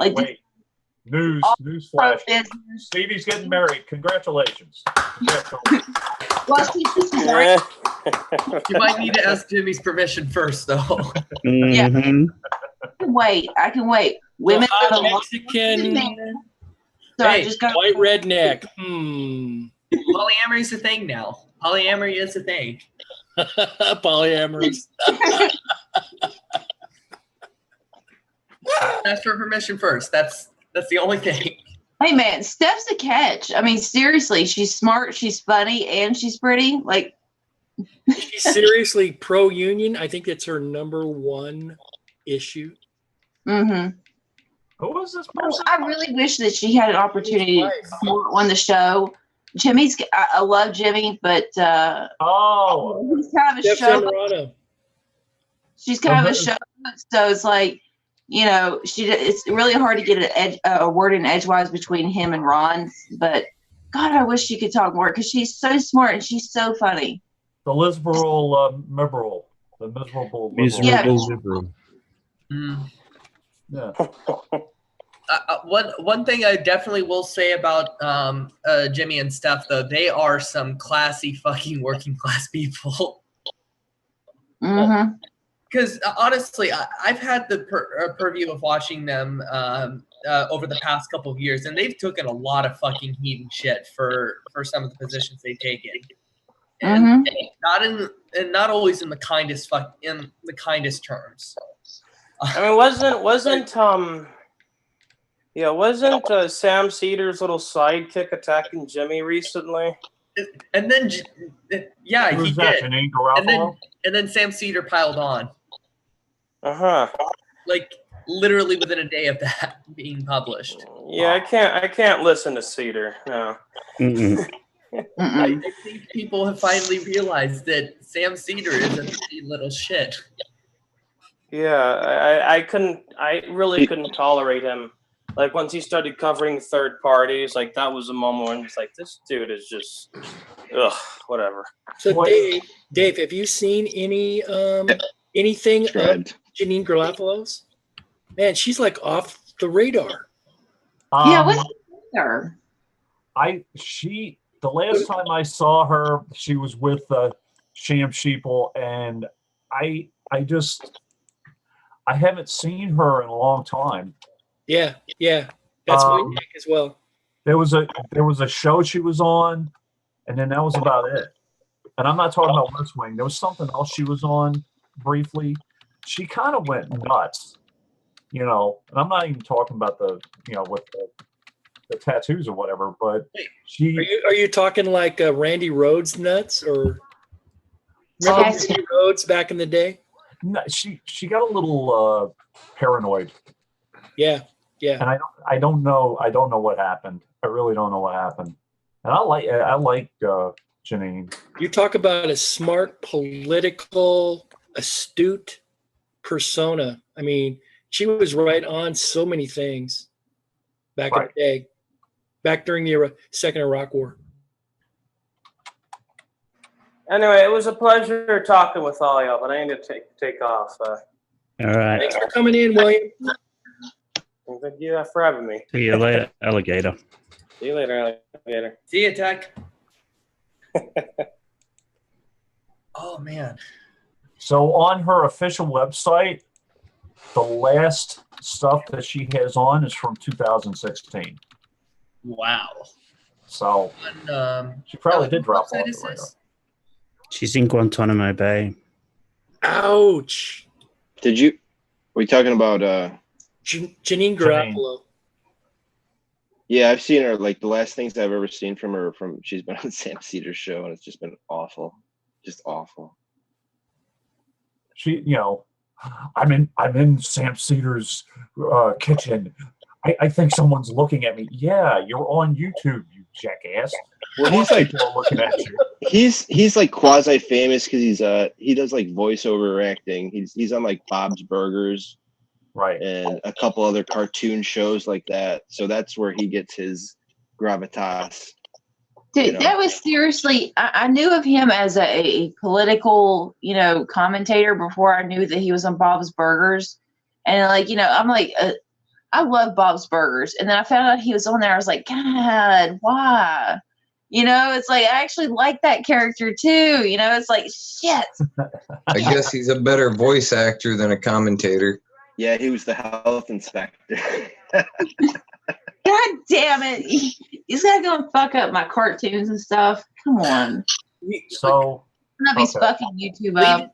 Leave it to mainstream media and their goons to manage to fuck up everything that you've ever loved, which is kind of where Star Wars and Star Trek currently are lying in the pop culture mind of many Americans. I did just find a recent interview with her, and the title of it is Janine Garofalo interview. There's nothing really anyone could say to penetrate not just Trump but the Republican Party. So there you go. That's probably why nobody is listening or is hearing her, because she was in the entertainment industry and she's not really relevant anymore. And she's bashing on the Democrats. So they're Dave, not going to. Are you saying there that article? I didn't catch the name of the article, but are you saying there that Janine Garofalo is kind of paralleling what's happened to like Sarah Silverman? Kind of, yeah. Oh no, she's going down that road? Come on.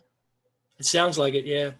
People that don't stay current, People that don't keep their heads in the game, it's like, how fucking relevant are you? You're talking old. Scott Baio. Remember when Scott Baio was relevant for like 3 seconds during the primary when he backed Trump or whoever it was? It was like, that's like the kind of thing. It's like, it's like, oh, they're making a big stand. It's like, oh, I'm making this big stand that I'm for Trump or that I'm for Hillary. It's like, really, that's your big fucking stand? Like, I'm going to be so brave and come out for a corporate shill.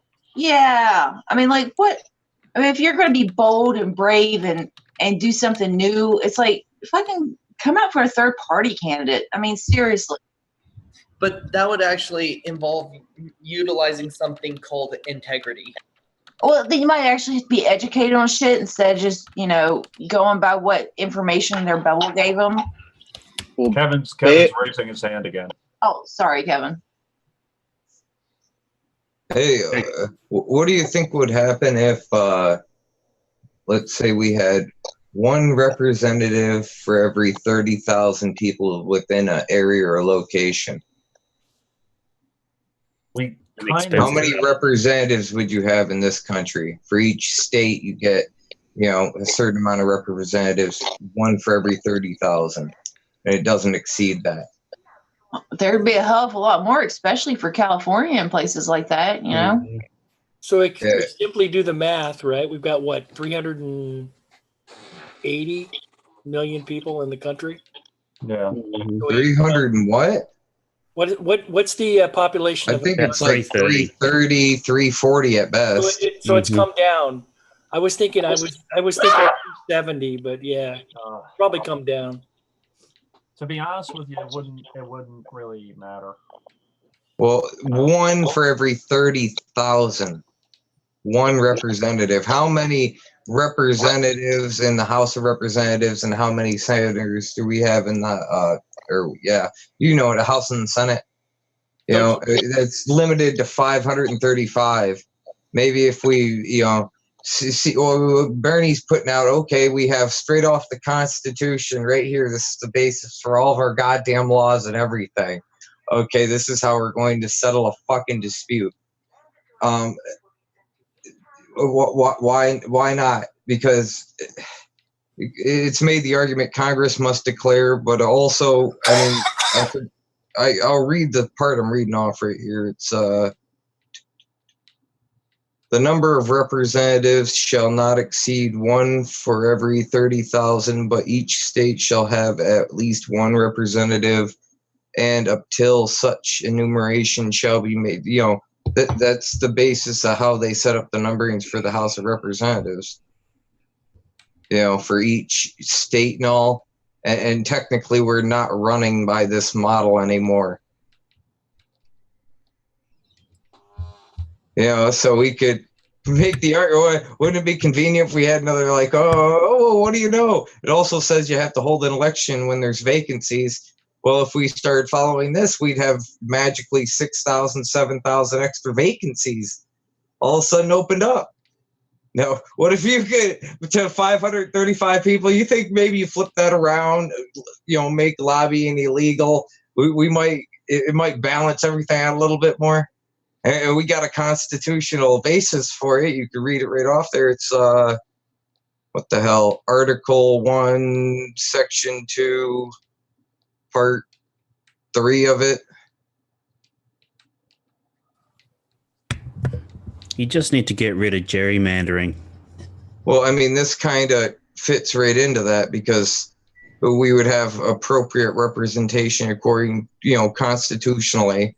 And then that would also, you got more people in there, more people choose how to draw the lines. It's a hell of a lot harder to gerrymander if there's 6,000 or 7,000 than if there's only 535.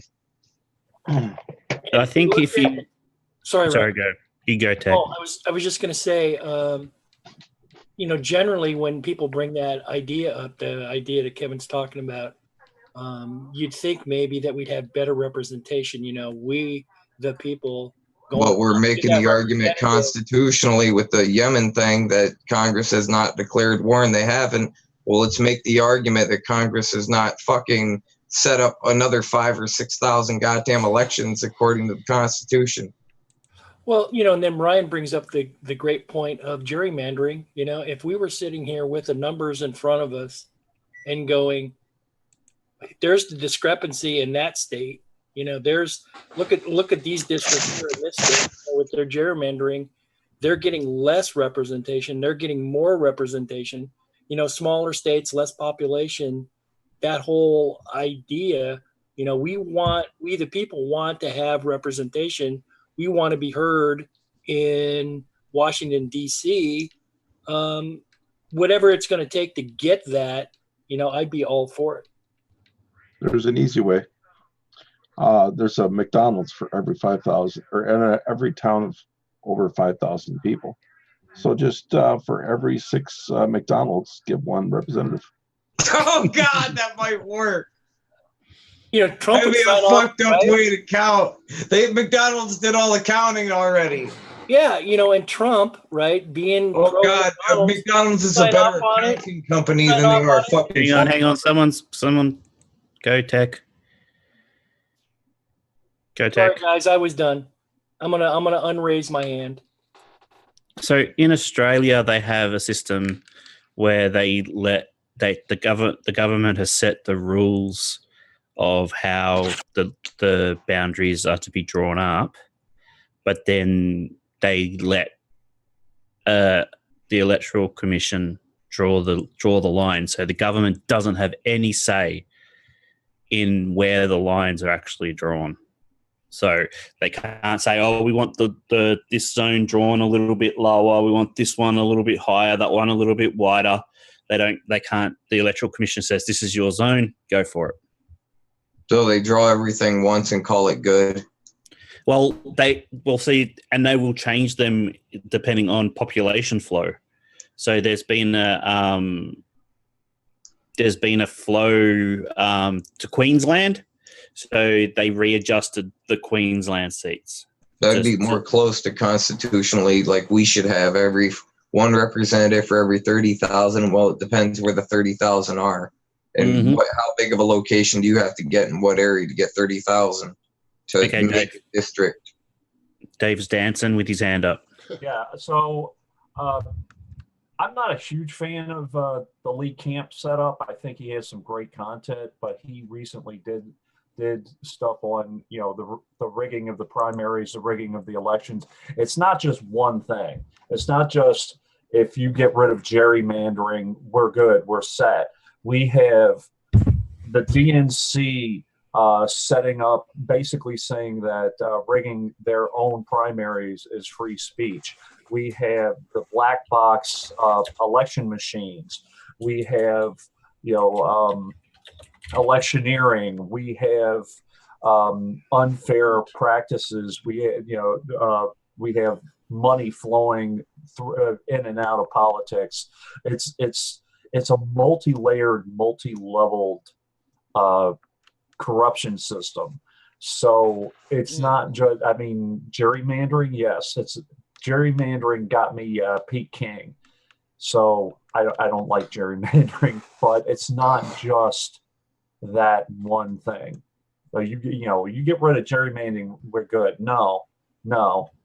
The primaries are being rigged right now. I believe SEMA's primary is March 6th.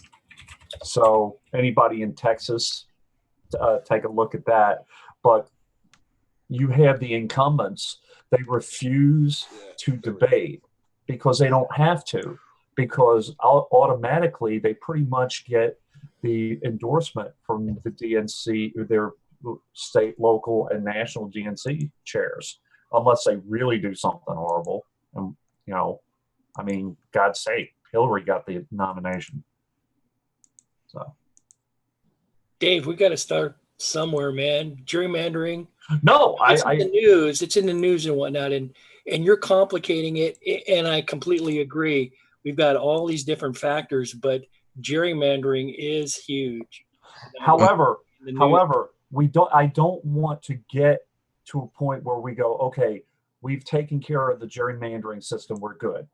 That's all I'm saying. Yes, of course we have to deal with something one step at a time, but a lot of times the public, they focus on one thing and then they let it go. So that's all I'm saying. It's a multifaceted thing, and we have to be vigilant if we want our elections. That's all.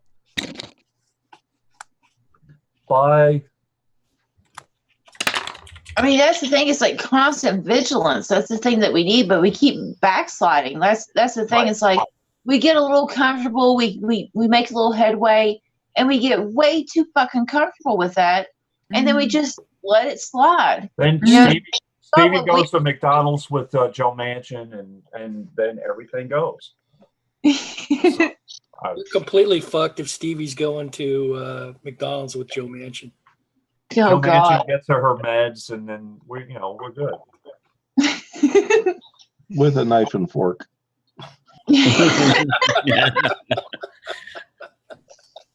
That's how you eat a Big Mac. With a knife and fork. That's how I take my Xanax, with a knife and fork. And ketchup. I totally agree with you. I'm tired of this sliding backs. It's like, I wish we had on paper our plan and just keep sticking to it instead of just. I didn't see you come in, Amanda. That's because I came in as Cheryl. Confused me. I let you in. I'm like, Shell, cool, no worries. And then I look up and it's you. It's Rebel, and I'm just like, Ryan. No. I wasn't having a go at you. I was just confused. I was like, I love that. Go at you. I think I really think in order to get the momentum moving is. So I know people aren't comfortable with being on the offense and kind of attacking one side or one's group, but I feel like it really is cleaning house. And there's so many things that, isn't that right? There's so many things that if we were able to focus, cleaning house on the left, that the right, we're talking identity politics, again, would jump on board, and it would be like, here's our offering, in order to make this shit happen. We're gonna take out this on our side and try and set up a precedent to reach out to other people, because regardless, everybody has their own work inside their own house or identity that they have to clean up, and if they don't address it, then nobody's going to take them respect. They're going to have them respect, and that's why I look at with Jimmy, like he should leave TYT. As soon as he does, people are going to jump on board so fast, and then you've got a real voice. He doesn't understand how to mobilize it. Isn't that right? See, she knows the way. In honor of Chad's return from my life, I disagree with you. No, I'm just playing. But the thing with the gerrymandering issue is it's mostly considered a Democratic talking point, which I think is hilarious. But in terms of election reform, yes, I think we need to attack it, because this is our voice, our votes, our choice. How attack it? How? I mean, I'm going crazy with this. It's like, how? Step by step. What's our first step? What's our second step? What's our third step? What's our fourth step? Any primary candidate that refuses to debate a grassroots candidate, you don't vote for them. Okay, we got that down. What's the next step? The next step, the gerrymandering, we have to see notebook. Get your notebook. You should be ready already, Rebel. I thought I was fucking ready, but I don't feel ready anymore. I don't know the bills right now. I know that there are gerrymandering bills out there. So I know there's one in New York, but every state you find out what legislation is out there. And Well, she's getting her paperwork. The Democratic Party currently bans primarying or endorsing anyone against an incumbent. That's what I'm saying. No, that's what I'm saying. Historically, the way I have learned these things and whatnot, and just been propagandized to over and over again, is gerrymandering is over there with the Republicans. And right, for that's me, what I'm saying. something just as important as crazily we talk over and over again about, it's the Democrats and their super delegates. Now, both of these things we need to fix. Now, one thing that with the super delegates, I'm scaring myself because I'm actually going to agree with Chad for a minute, and he's going to leave the room and he's not going to hear it. So, Chad, you go back and you rewind this because I'm actually agreeing with you for a minute. You realize that with the super delegates, when you don't vote Democratic, you're getting rid of a super delegate. Or when you don't vote Democratic, or when when a Democrat loses their seat, that's one less super delegate. You guys realize that this is not a static game. That the super delegates and everything, it's all based on who's holding the seats and whatnot. So it fluctuates, it changes. Right. That's why we have to have a foot in the game. That's why we need to keep track of where we're currently at, so we're specifically accurate as far as hey, what is the degree of the problem? I think that if Sam wins his seat, if Sam actually wins, which I think is a big if, and you're talking about the Ronan one. Yeah, if Ronan wins, people who primaried as a Democrat, they're going to start going with that strategy. So my thing is, you want to like be radical, don't vote for any Democratic incumbents. Vote against them, every single one of them. When Tulsi loses her seat, people are going to freaking lose their minds and actually stand up and take notice. And effectively on Dave's, dovetailing with what Dave is saying, if we have people in here of the Republican persuasion and they don't necessarily like gerrymandering, it's the same kind of thing there. Right. You don't vote for somebody who got into your district through a gerrymandering process. If I was a Republican, which I'm not, I'm not a New York Republican, and I didn't like the fact that Pete King got into my district the way that he did, I wouldn't vote for Pete King. I would vote against him. You don't like somebody that's using a particular tactic, like really don't like it, you find somebody that you like better and you vote for them. I'm not saying vote for Hitler or Satan, vote for anybody.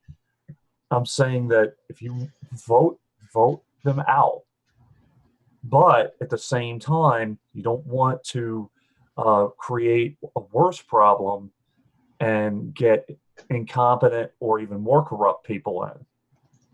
Dave, you're too radical here, man. That anarcho-singularist. I don't know. Yeah, Dave, you should really look at that Peter principle. It kind of makes the argument that in some situations, it's kind of like putting your. I know this is kind of a horrible. Somebody's in. It's probably Cheryl. Let Cheryl in. Imagine, to try to get the best results you possibly can in the government, you take a bunch of monkeys, you all throw them in a cage, and everybody else gets a shock stick, and you keep shocking them over and over and over until you finally get decent ones, and you don't want to shock them for a while. We tried that before. That's how we got. That's how we got the 90s. Yeah, but you demote the monkeys that don't do it. It's like, I don't know. It seems horrible, but it's like you can hire it fucking random and just, okay, if they can't do it, fire them immediately, or try to get them out, hire another one, just fucking keep rotating like crazy. Basically, it's kind of insanity. It's fucking hilarious when you really think about it, that people are kind of like that to a degree. I mean, I'm not saying it's perfect, but when you think about it in the context of our country, and that, it doesn't sound like an awful idea. It describes our country the way our kabuki dance bullshit is going on in Washington, D.C. pretty accurately. We got to do something. Put that in your notebook, Amanda. We got to do something. Just a minute, Dave. You are co-host. Yeah, I know. Cheryl's needing in. I know. I already put her in. Oh, well, sorry. I took care of it. Sorry. I'm a man of action. Hey, Cheryl. Cheryl in the house. Okay. Now put what in Cheryl from Philly. I have Alex Jones' actual tweet tonight. Yes. The Alex Jones channel with billions of viewers is frozen. We have been told it will be deleted tomorrow, and all 33,000 videos will be erased. So is this on YouTube or Twitter? On YouTube. I think they censoring Drudge Report on Twitter now. That is. I'm going to finish it. We just set up this new page. Subscribe if you want to see what the SPLC wants censored. So I don't know what that means, but that's what he said. All these years that man been on YouTube with his crazy self, and then they want to censor him. We gotta save the gay frogs clip. We just have to. Whatever the hell happens, they're turning the frogs gay. This is. It's one of those things that gets swept under the rug. I mean, nobody cares about the gay frogs. What are we going to do about them? Hey, you want to know something actually kind of interesting? You could almost say Alex Jones was making the argument for climate change through gay frogs, because apparently for the sea turtles thing and for few species of frog, when the temperature goes to a certain degree, they'll like morph species, like male to female sort of shit. Like when they're born and everything. But that's kind of a weird way to make the argument, though. That's like they took their poor Jamal. He got to wait for the pill. I mean, Alex Jones was on for a long time. He crazy. I don't watch him, but well, you know what? It doesn't matter. Oh, come on, he's funny. If you start cutting off people, if you start letting one person get censored, we're all getting censored, no matter if you like them or not. Censoring never happened. You have a choice to not listen. I actually there should be a clear line. If this is their supposed private property, according to YouTube, that they can handle it whichever way that they want. At least you have to put out something that shows the way that you govern things. Jamal gets dropped. Same Progressive gets dropped. Claudia. I think even like Claudia, and Claudia got dropped. It's like, man, I don't like her, but really, you're gonna drop her? I mean, like, what did she say that's worthy of being dropped? Nothing. But CNN, MSNBC, Fox News, they can post all the shit that they want to on YouTube. But independent media outlets cannot. They cannot do that.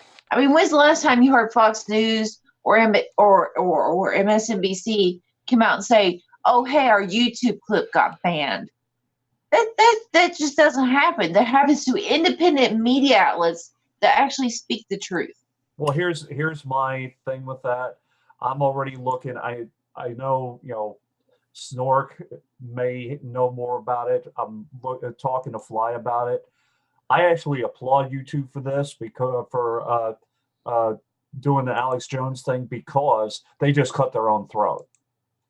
Because Alex Jones is very popular, and Yes. they're going to basically, that's their line in the sand. Fine, you drew your line in the sand. People are going to be leaving like crazy, but we have to know. We have to know where we're going to. It almost seems as though YouTube is pushing us away from them. Where are they trying to push us to? And let's stay away from that and to a true alternative, media platform, so that we don't have to go through this again. So if we, stick our noses in this and we get with, if let's say we want to, I don't want to sound all conspiratorial, but recruit some of these Alex Jones folks, it gives us an opportunity to have them join us and start out, continue. And Alex already has. Alex is probably going to go independent. He probably has enough money to create his own. Sure, he does. I'm sure of it. But I'm just saying, if if that didn't happen, and we have persuasive enough arguments, and I think we do, to attract folks, to come join our conversation, be part of our conversation, it helps us as well. All right. I have to really, really go to the bathroom. So Stevie, no obscene hand gestures. Thank you. I'll be right back. No signing, no cussing signing, Stevie. Hold on. One of the things I was going to say about... Could you make the argument that Alex Jones is an infomercial? I think so. I mean, ultra male vitality. Buy now. And don't mind that it's lead-filled. Which I don't care.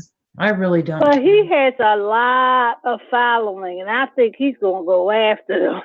Well, how do you think you make a larger following? You sell lead-filled super juice. And they may try to use that to get the left upset about things.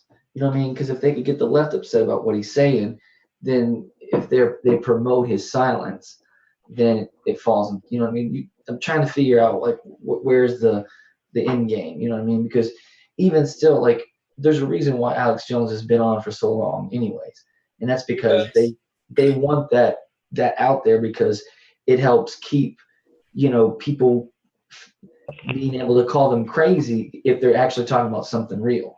Because I mean, he talks about certain real questions here and there, like throughout and interweaves, but that's what people can paint the whole picture. Oh, well, Alex Jones, just like they do with Trump, he's a patsy. Anything in every conversation is regardless of his extent of involvement, they use him as the, it's his fault kind of thing, which, does that make sense?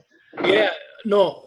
For me, it's like when I hear anything about TYT or I hear anything about Alex Jones, it's like, if you want to wade through so much of that stuff, because I particularly hate infomercials because I know what their bottom line is.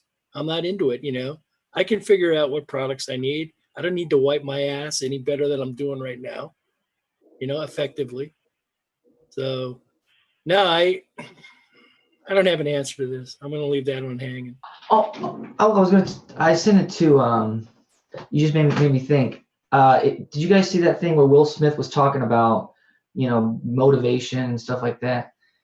And he said something about don't be a jank or something like that. The way he said it was like, I'll find it, but it was funny because you could take the clip and cut it up and actually use that to hit jank. To trash TYT, exactly. Oh, dude, that's what I'm saying. Like, I think if we did that in a declaration to, you say the right or conservatives, hey, this is where we're trying to get to. We know this is a problem. We're going to take care of this so we can meet you in the middle on some shit. Then they would respect that and give us as much as help we need. Because here's the thing: once the shit tips over, people are going to be, trying to throw other people to the wolves to keep themselves from being eaten. Yep. And that's what we want. We have to get them fighting each other. And every little group, every little identity, every little whatever you want to call it, has to be split up, just like they do with us. And you have to make them mad at each other, and them feeling like, I better be the one being the whistleblower. I better be the one speaking up, or they're going to come for me. You know what I mean? Make them afraid of what's on the inside. That's the only way to do it. Like, who's around them. Have we figured out, like in this case, we're talking YouTube, what YouTube's motivation is, what their end game is, why they're effectively doing this? I mean, politically, what YouTube, Google, right, backed Clinton, right? So we know they're pro, neoliberal policies. I mean, is it a censorship thing? Is it a fact that they're just playing political hardball? What side are we coming down on as far as where, why, and where, how YouTube is, why they're effectively doing this? Actually, you take a look at all the people that are being censored. It's not just the left. Well, every single one of them is hitting the DNC. Every single one of them. I haven't seen anything on Hard Bastard and H.A. Goodman yet, but every single one of them that has been demonetized, or there's different levels now. People are being given temporary suspensions now and all of that, but also the demonetization. Graham has been demonetized. You have the people that Red was talking about. Jamarl has been given a suspension. Jimmy Dore. Political Avenger. Political Avenger has been by Facebook and by Twitter and by YouTube, I think. Oh yeah, YouTube took her off. So most of the people that I see are attacking the DNC. That Eric Schmidt being pro, Eric Schmidt, the guy that's the head of Google, being pro Hillary, pro the Clinton Foundation, blah blah blah blah blah. His motivation here seems to ring true as far as that's concerned, but why all of a sudden do this to Alex Jones? Well, it also seems like they're hitting hard on the anti-gun thing. I'm kind of surprised. I'm kind of surprised that Graham hasn't gotten hit lately, because he's really been pressing that.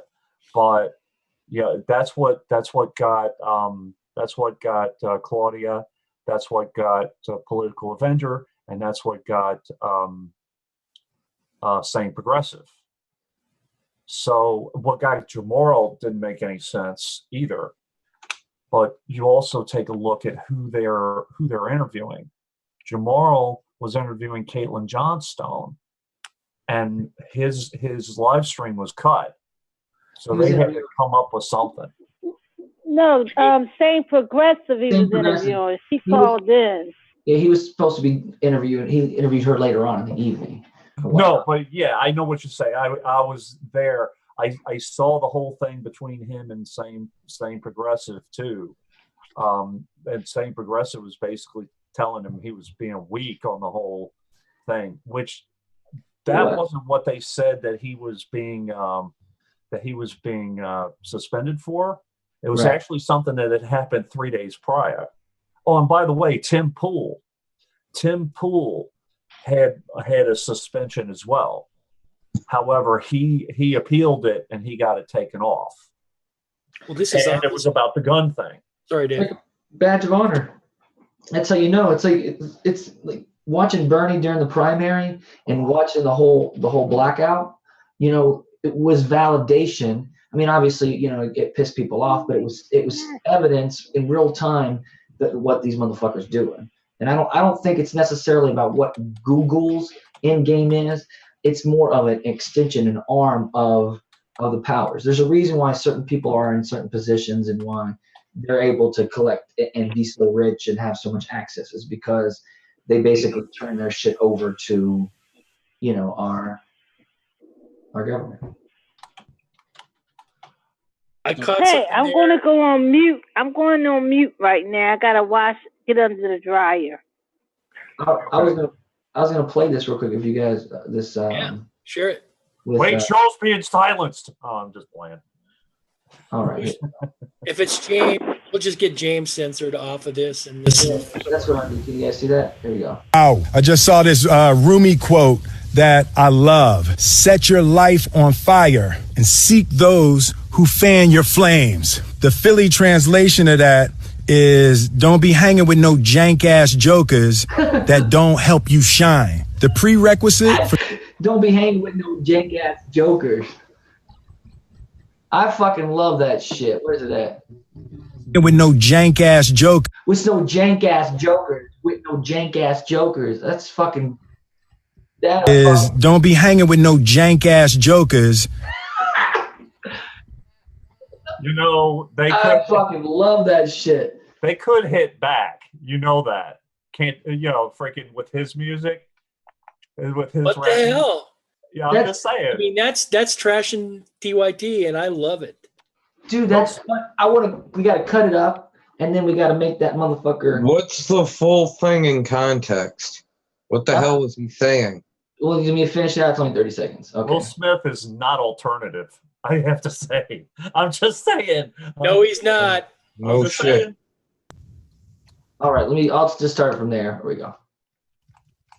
Fire and seek those who fan your flames. The Philly translation of that is don't be hanging with no jank ass jokers that don't help you shine. The prerequisite for spending time with any person is that they nourish and inspire you.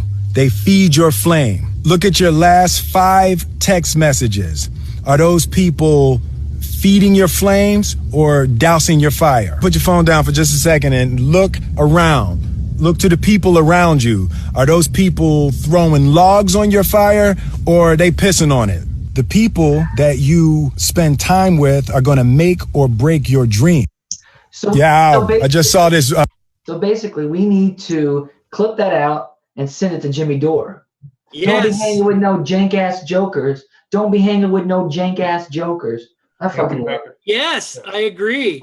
That's wrong. Hey, Chad, stop pissing on my ball. And that's what you said. You could show a picture of Jank pissing on Jimmy's fire. And that's because it's the truth. I think I just broke my headphones. I think he's been kind of awesome. It's not alternative, but you take your truth where you can get it, man. And I heard a whole bunch of truth from my perspective, anyway. Jank ass jokers. See, his whole bet with his whole bet with Jimmy Dore was obsolete. When the cheating came, but he did that whole thing just to be pompous and to talk shit as if he's some, Not for nothing. What happened to Michael Tracy? I always come back to that. What happened to him? Is he somewhere? Is he researching stories somewhere? Got no clue where he is. Kind of like the CDC guy. Yeah. Kind of like the CDC guy, exactly. And Zach Haller kind of he's off in limbo land lately. I can't remember what he said. I hardly ever see his tweets anymore. Zach Haller. Yeah. Just one thing. Historically, haven't bad things resulted from these people being missing? Historically with the CDC people. Yes. Agreed, Kevin. That guy got taken out, man. No, I mean just kind of just being working in that environment. I mean, aren't you kind of you're in the position to where you have probably a lot of research experience and you medical for the most part, and you've probably looked at these things before, or probably there's samples of them. So, I don't know. If it's a matter of speculation on the CDC guy, and that's all we can do at this point is speculate. Oh yeah, but I'm just saying, it's like, what happened if he got CDC into guy. something that he shouldn't have, and it could be something where it was his own doing that caused his demise. He broke a beaker, went home, and died. Yeah, effectively, he sniffed some anthrax in some back room in the CDC somewhere. Who knows? We don't know at this point. He put some anthrax and ketchup on his steak, and that was it. How do you confuse anthrax and ketchup?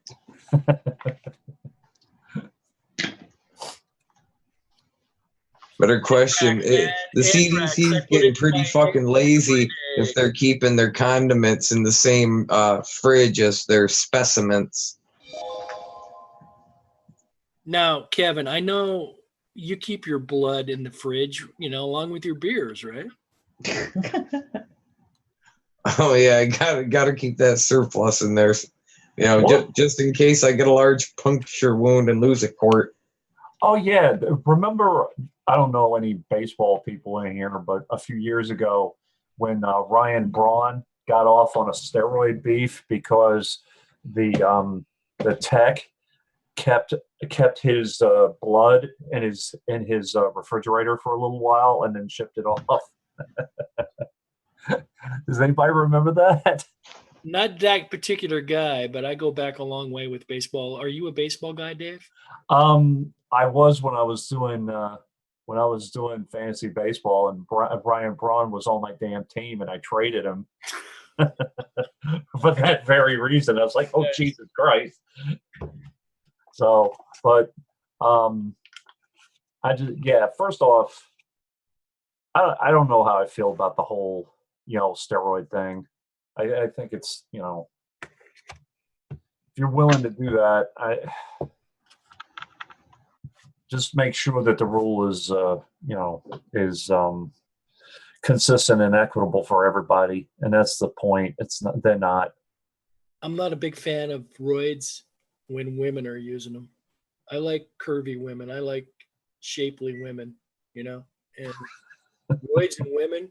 You remember the East Germans back in the day? Yes, I do. Yes. I don't like the idea. I mean, listen, my wife could probably beat my ass already. I don't like the idea of really, getting pounded by a woman like that. Like, oh my God. But I don't know, steroids. The thing is, how often do we use steroids? My opinion on it, do we need, we already have a whole entire group of people that have several times been confirmed to be running around with guns on steroids in this country. How does that turn out? Well, we actually use them when we get sick. That's different. That's are they the steroids they're taking? It's like they inject it into their ass. They don't take pill steroids, I don't think. Well, some of them, I don't know. I guess it can be in any form. I'm not sure. Fuck, I'd have to look more into steroids. I don't know. But like, if I get a really, really bad flu and the doctor gives me those kinds of steroids, do they have the same effect as the ones that you're talking about, as the Alex Rodriguez steroids? Snark would be the better one to ask. I know.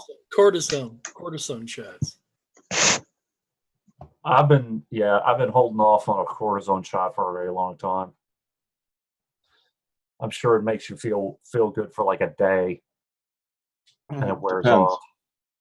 Is there a family history of type 2 diabetes? No. Yeah, talk over with your doctor. Yeah. I'm holding off on that unless I actually tear my rotator. If I tear my rotator, or if I have 2 degenerative discs in my back, if they get that much worse, I may have to get one. But I'm holding off on that And then make sure, Dave, make sure that your doctor doesn't eat ketchup with the steak. No, my guy doesn't. I know it. Can I say some stuff? Ben. Shh, Ben. Shh. What? Earlier, Dave, you were talking about the. Hello, James. Earlier, Dave was talking about the different different things that we really need to like rectify, get in order, in line, like a little better. You know, you talking about election reform? Gerrymandering. I mean, definitely a gerrymandering reset based on something that wasn't looking at any kind of party details or information, or something like even would be cool. But to try to fix it all the way. But yeah, we need to work in a lot of different ways. But I didn't hear you mention media.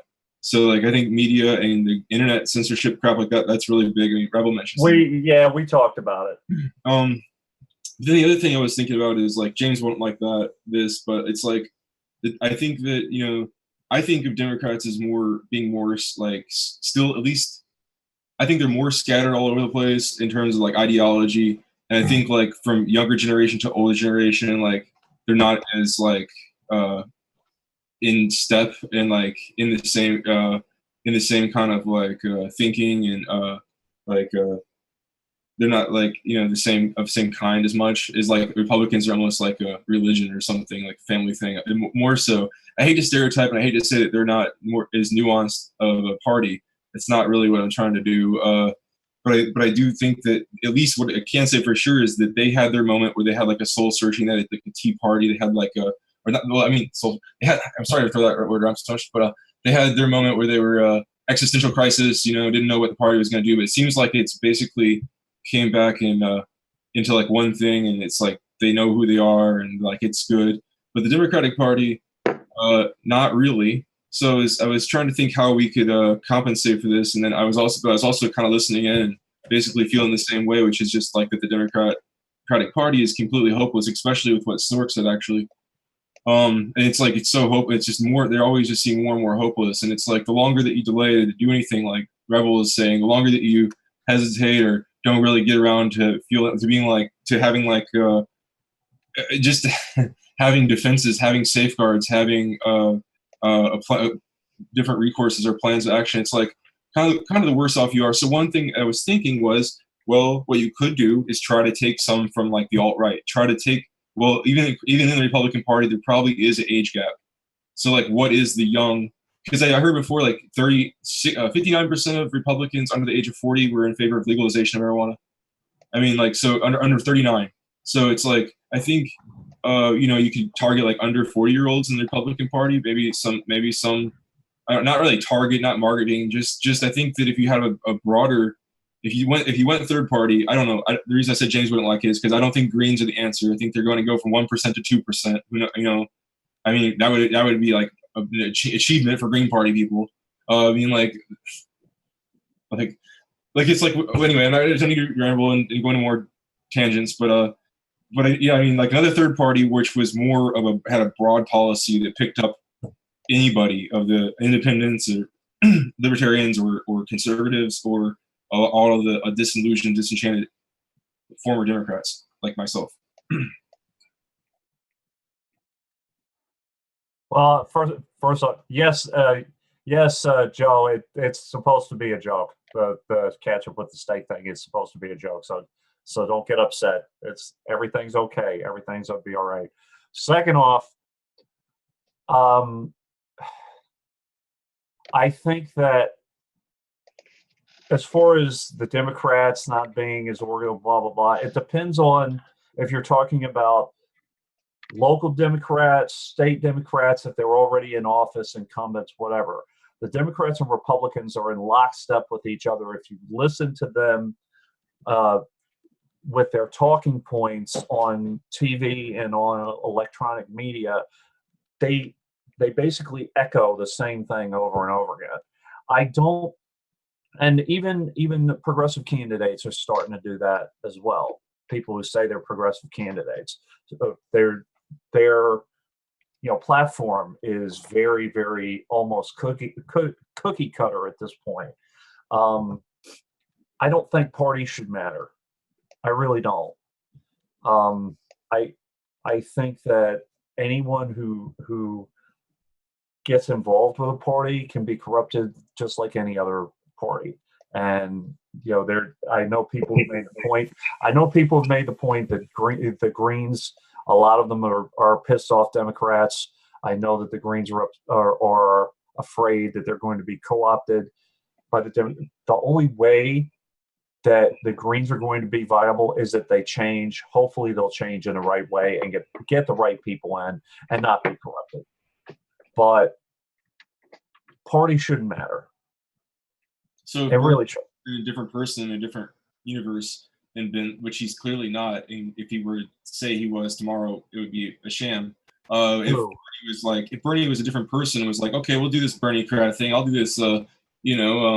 I'll quit my day job as a senator, or maybe just to focus, solely as heading this wouldn't matter. New party, Bernie party. Oh, really? It wouldn't matter. I think it really would. I think it really would. If you had something that was like a model and something that people could identify with, such as Bernie-crat, and Bernie-cratness, that was an opportunity. And if that party, which you say you don't believe in parties, you don't believe in parties because all the parties are bad. They're bad options. They're like, if there was actually a good party, you might believe in parties. No, it's not the party, it's the system. The system is bad. The system is corrupt, and the system is fucked. The system is showing us that we don't have any option to step outside of the party. They're showing us that they're scared of anyone stepping outside and making a new party. Just like the media is showing us that it's scared because it's like it wants to censor little people and little channel, this and that. So it's otherwise, why would it need to do that? It's got something to hide. They got something to hide. Obviously, they're doing something. Something's afoot here. So it's clear. And so they're just like, well, you don't have any options. You don't know where to go. Ha ha ha. And I mean, the system doesn't not allow us to go outside of that. They've set up. The system inherently it's not illegal to have another party or form another party or something like that. It's not impossible. There's not like, you just have to have a bunch of people to do it. Just even like get Obama to respond to something took 30,000 signature people or 100,000 people wanting Obama to respond to something. So of course, for a party, you can't just be like 5 people. But I mean, it's still there. It's a possibility. It could happen. That's why I think the Green Party is so established. It's already is what it is, and it's just not moving.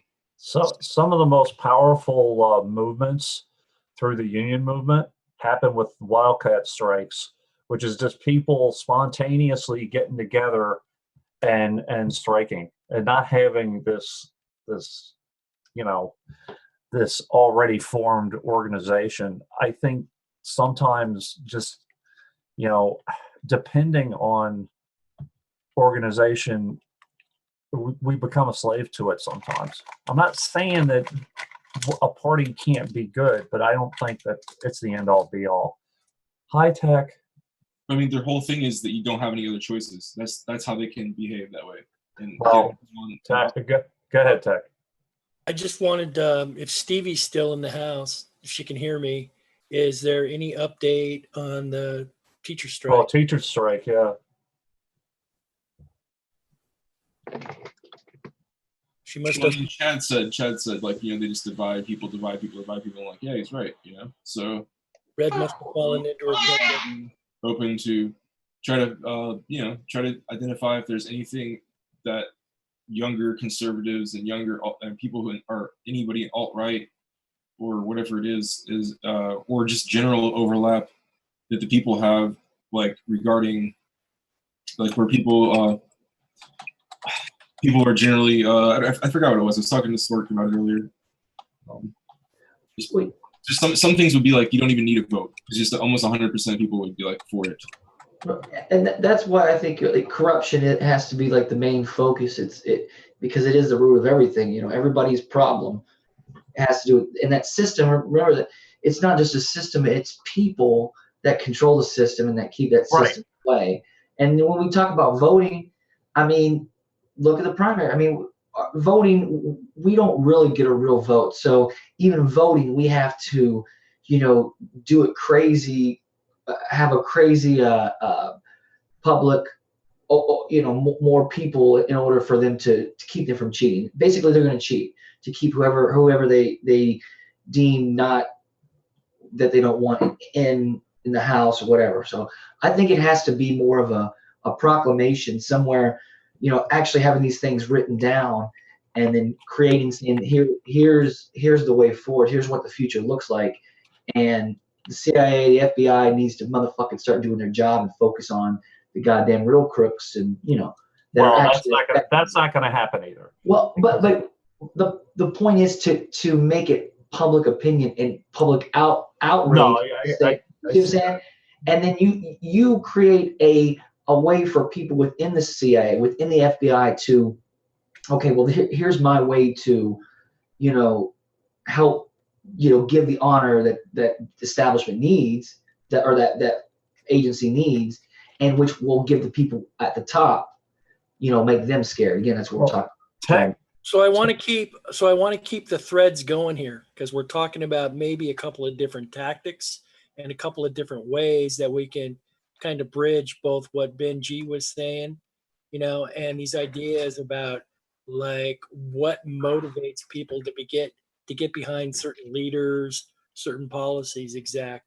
But I thought maybe if there was new news about the West Virginia teacher strike, that that in itself is like motivation to move forward. It's like new inspiration, new tactics, new way of looking at things. It's like I've been joking around today on Twitter saying, here's a bunch of rednecks and they're showing us the way forward. If what we have to do is go into our congressional buildings and our state and local municipalities and do sit-ins, and take over these places, refuse to leave until maybe some of this redress is addressed, kind of thing. Rebel, were you going to answer my question? I have a story here, actually. So, you're muted, I think. Hold on. No, she's not muted. No. Mic failure. Maybe her battery's out. We don't hear you.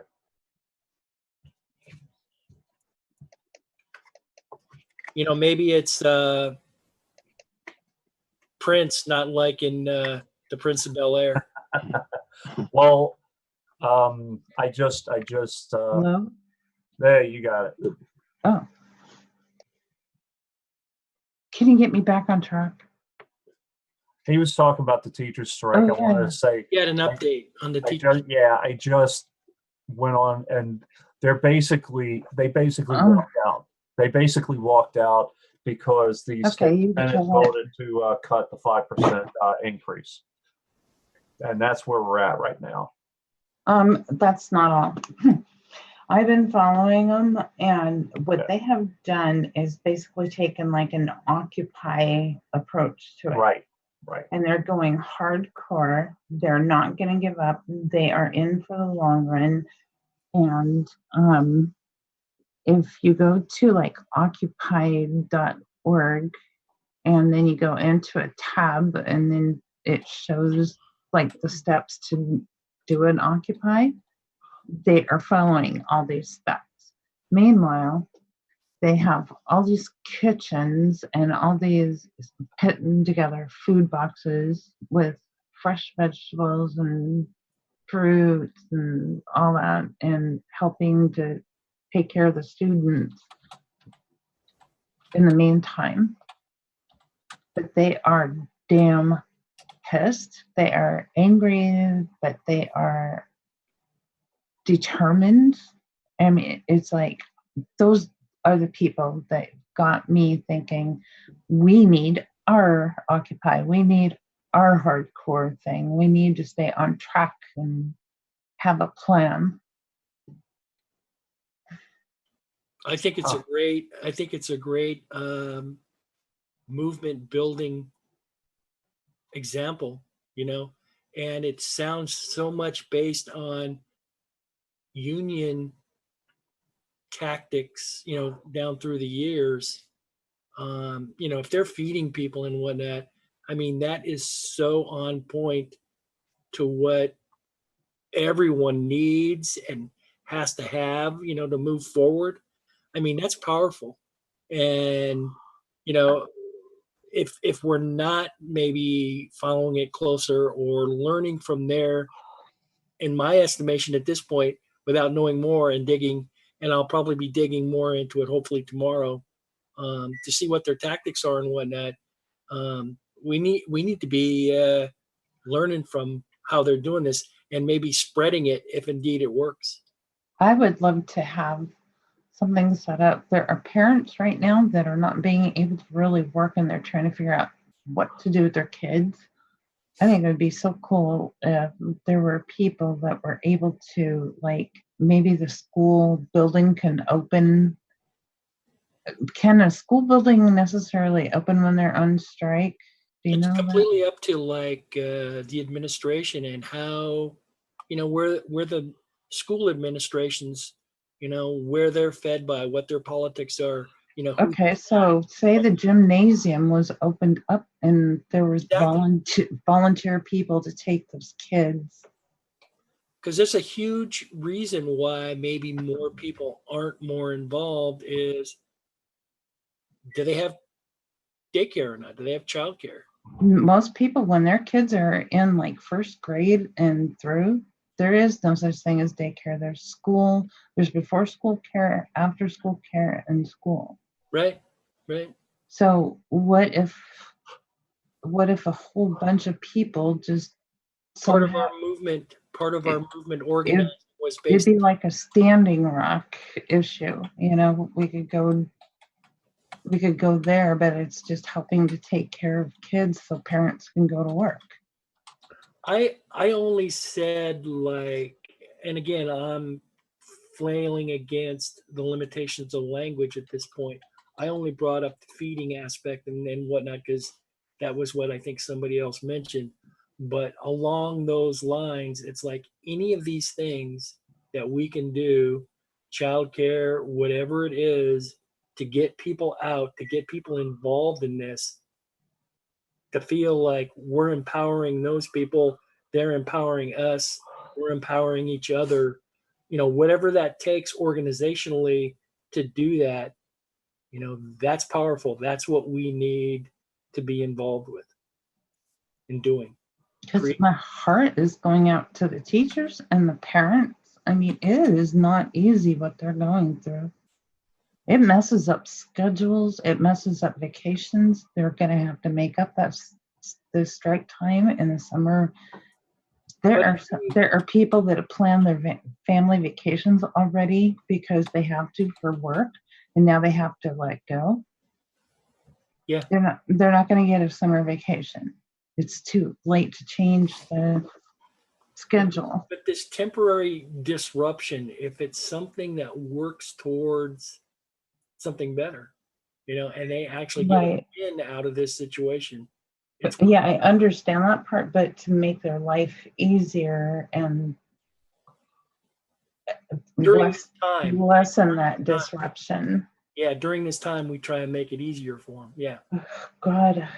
It's solidarity, It's solidarity with those rednecks. I feel helpless because I want to be there. I want to be doing stuff, and I want to be out with my camera, and doing live streams of that, and helping out over there. Well, I hope Red is hearing this part of it, that, this is us identifying and saying, hey, we're behind you guys. We're throwing, our brains and our solidarity and our energies, behind what you're doing there. You're not alone. West Virginia's not alone, surely. Man, I remember when our schools went on strike for 2 weeks and I almost died, and I can't even imagine having to go through it as long as these parents are going to have to. So Dave, back at you, man. Do you see any integrative possibilities, qualities between like the way, because it sounds like maybe the rednecks are using pages out of Occupy Wall Street's organizing toolbook. Do you see any inroads between like union organizing, that whole age-old 60, 80, 100-year-old model now, like what the Wobblies used to do, and We what, need to bring that what back. Occupy is doing? Because this is a meat and potatoes issue. This is a money issue. This is basically the way they're paging it, the way that they're framing it. This is a teacher strike. It's a strike. That's a union thing. Well, the way that you do it is, if you want to make this a movement, you want to, I mean, you're basically going to shut the whole damn state down, because now you're not only dealing with the parent or with the teachers, you're dealing with the parents. So you get the teachers involved. If you get the parents involved, then you got something. This is what I'm talking about, though. When I talk about Occupy, that kind of thing, what I'm saying about going into the state houses, going into the legislatures, going into the municipal government buildings and whatnot, and Right. making your interests known. That's what I'm talking about. So I figured that you would have figured out that that's what I was talking about. The way that you create a movement through this thing, the way they're basically going to split this up is they're going to pit the parents against the teachers. That's a classic move. Like, you guys are screwing up. You're not that good anyway, and you're screwing up our vacations. Actually, that never happened with any of them. That happened in Chicago. Oh, Jesus. That happened in Chicago. So I don't know the situation in West Virginia. I just don't know it. But Chicago, they used to strike every year, and the pushback, especially in the high schools, was you're pushing back these kids' graduations. You're messing with their college entrance. So, that was the pushback. Well, again, divide and conquer. Right. And if people don't understand the divide and conquer thing, if at some point, down the road, 6 months, 8 months, however long it takes, a month, a couple of weeks, a week, whatever it is, however long it takes to end this teacher strike, the framework should always be kept in mind. Well, there are things that are out of our control. If I'm a senior in high school and I'm in West Virginia right now, and my folks are worried about me getting into college, or if I'm a junior right now, and these effects that like Dave is talking about, so where they can pit, people against each other, and you're not going to be able to get into college if we don't settle this strike, and whoever the minds that be, the brain trusts are between the sides of this strike, whoever they are, and whatever tactic that they're using, mindset framing that they're using to get their points across and to win their enemies over, whatever. And actually, back in the early 90s in Chicago, the media was used as a wedge too. Right. And that wedge thing, the fact that, if you can't honestly say what happened, so here's this kid, this junior, this senior, and they want to go to Harvard, or they want to go to this college or that college, and they say, there were circumstances beyond my control here. You look at come on, who's ever deciding that if that kid's going to get into college or not, and if they write on that application, or if there's room in that application, they go have their oral, or they go have their face-to-face interview, and they can't, whoever those persons are deciding about college or whatnot. I'm talking about the reality after the fact, when you're trying to explain this stuff was out of my control. Economically, this stuff is out of my control. If the teachers are going to strike and I'm just some kid and I'm in school and I'm the parent of this kid or whatnot, I'm worried about college. People have got to parse this down. They got to figure out how to put this into a place where if it has blowback on them, then they've got to figure out realistically how to deal with it later on after the fact. But if you can't decide at the point whether it's going to benefit you or not, it's going to help these teachers, it's going to move society forward, this is going to be example for not just West Virginia, but maybe, outside of West Virginia or whatnot, if we choose to use it that way. It should be seen in that light. What's the game going to be? Well, I don't know from what Stevie's said in the past, the union, and from what I've heard from from Paula Jean and from Lissa and all those guys, the union strength in West Virginia is next to nil, but the unions could use this as they could use this as a rallying point, right? And all get together and use this to. Well, that was my hope for it, and the fact that if there is some fresh thinking, and they're actually using multiple tactics, they're using like fresh and new tactics. They're taking care of their people. They're mixing both tactics from like Occupy and the union movement, the positive. I'm talking about the positive aspects, the collective bargaining, obviously, the positive aspects of unions, the 40-hour work week. I mean, look at what the union movement has done for us. We're on our heels, though. You got to realize that. What's that? We're on our heels right now. We are no question. That's why I'm saying that, Dave. Though, no, I understand. And Stevie has voiced it. Stevie was back for a second. She was, but she's voiced it over and over again.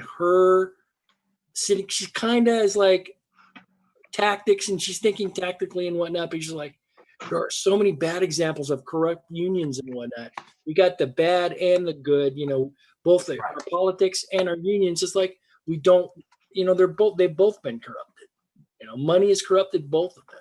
Our own human fallibility, our own human greed has corrupted both of them. So I got a question for Stevie. Stevie, is it possible for the parents and the teachers to get together in this union thing and work together, or is ultimately the parents going to be used as a wedge? Like work together doing what exactly? To fight to end this damn strike. I mean, that's a good question, because I would love nothing more than for both my sons to go back to school. But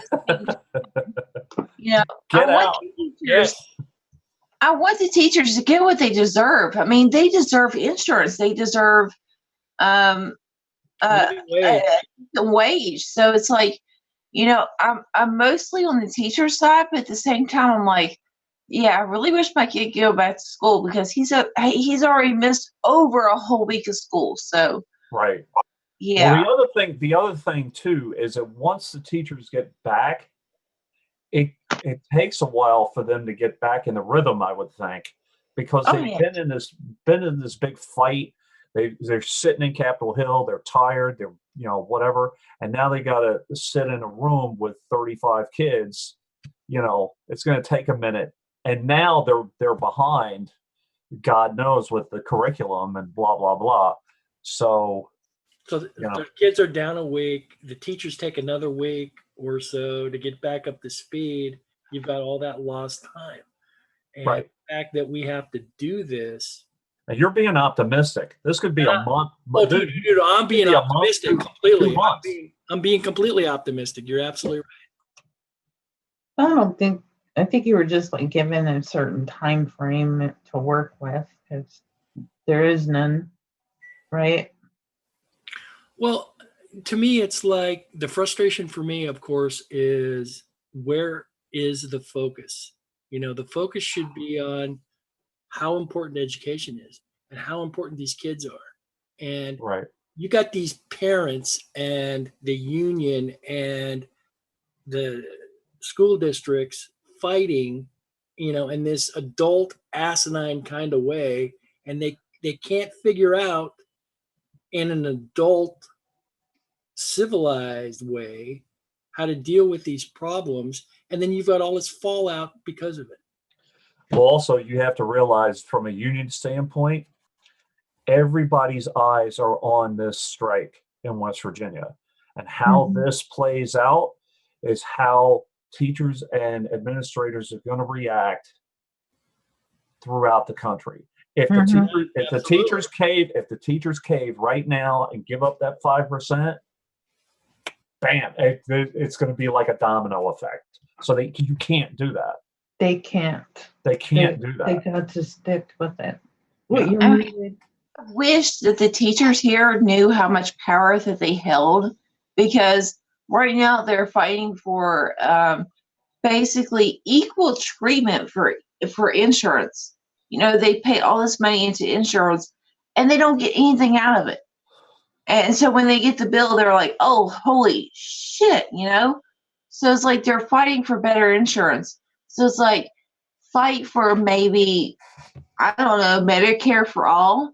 I don't know. I feel like I really want to reach out to these teachers, and I'm hoping and I know this is counterintuitive because I really want my kid to get back in school, but at the same time, it's like, I really wish these teachers would keep striking on Monday, because I really want to, I kind of want to have the chance to talk to them. I haven't had a chance to talk to them yet. None of the teachers. Stevie, not that anybody's going to listen to this, from my profession or whatever, but can you please tell my fellow coworker jackasses how important a union is? Because people are talking about, well, I'm just going to drop out. I'm going to drop out. The union doesn't do anything for me. No, and I know I've said a lot of stuff that's kind of counter, union. When I talk about the UMWA and what they do to the people here, but honestly, I mean, unions are the only thing that's keeping us from total anarchy.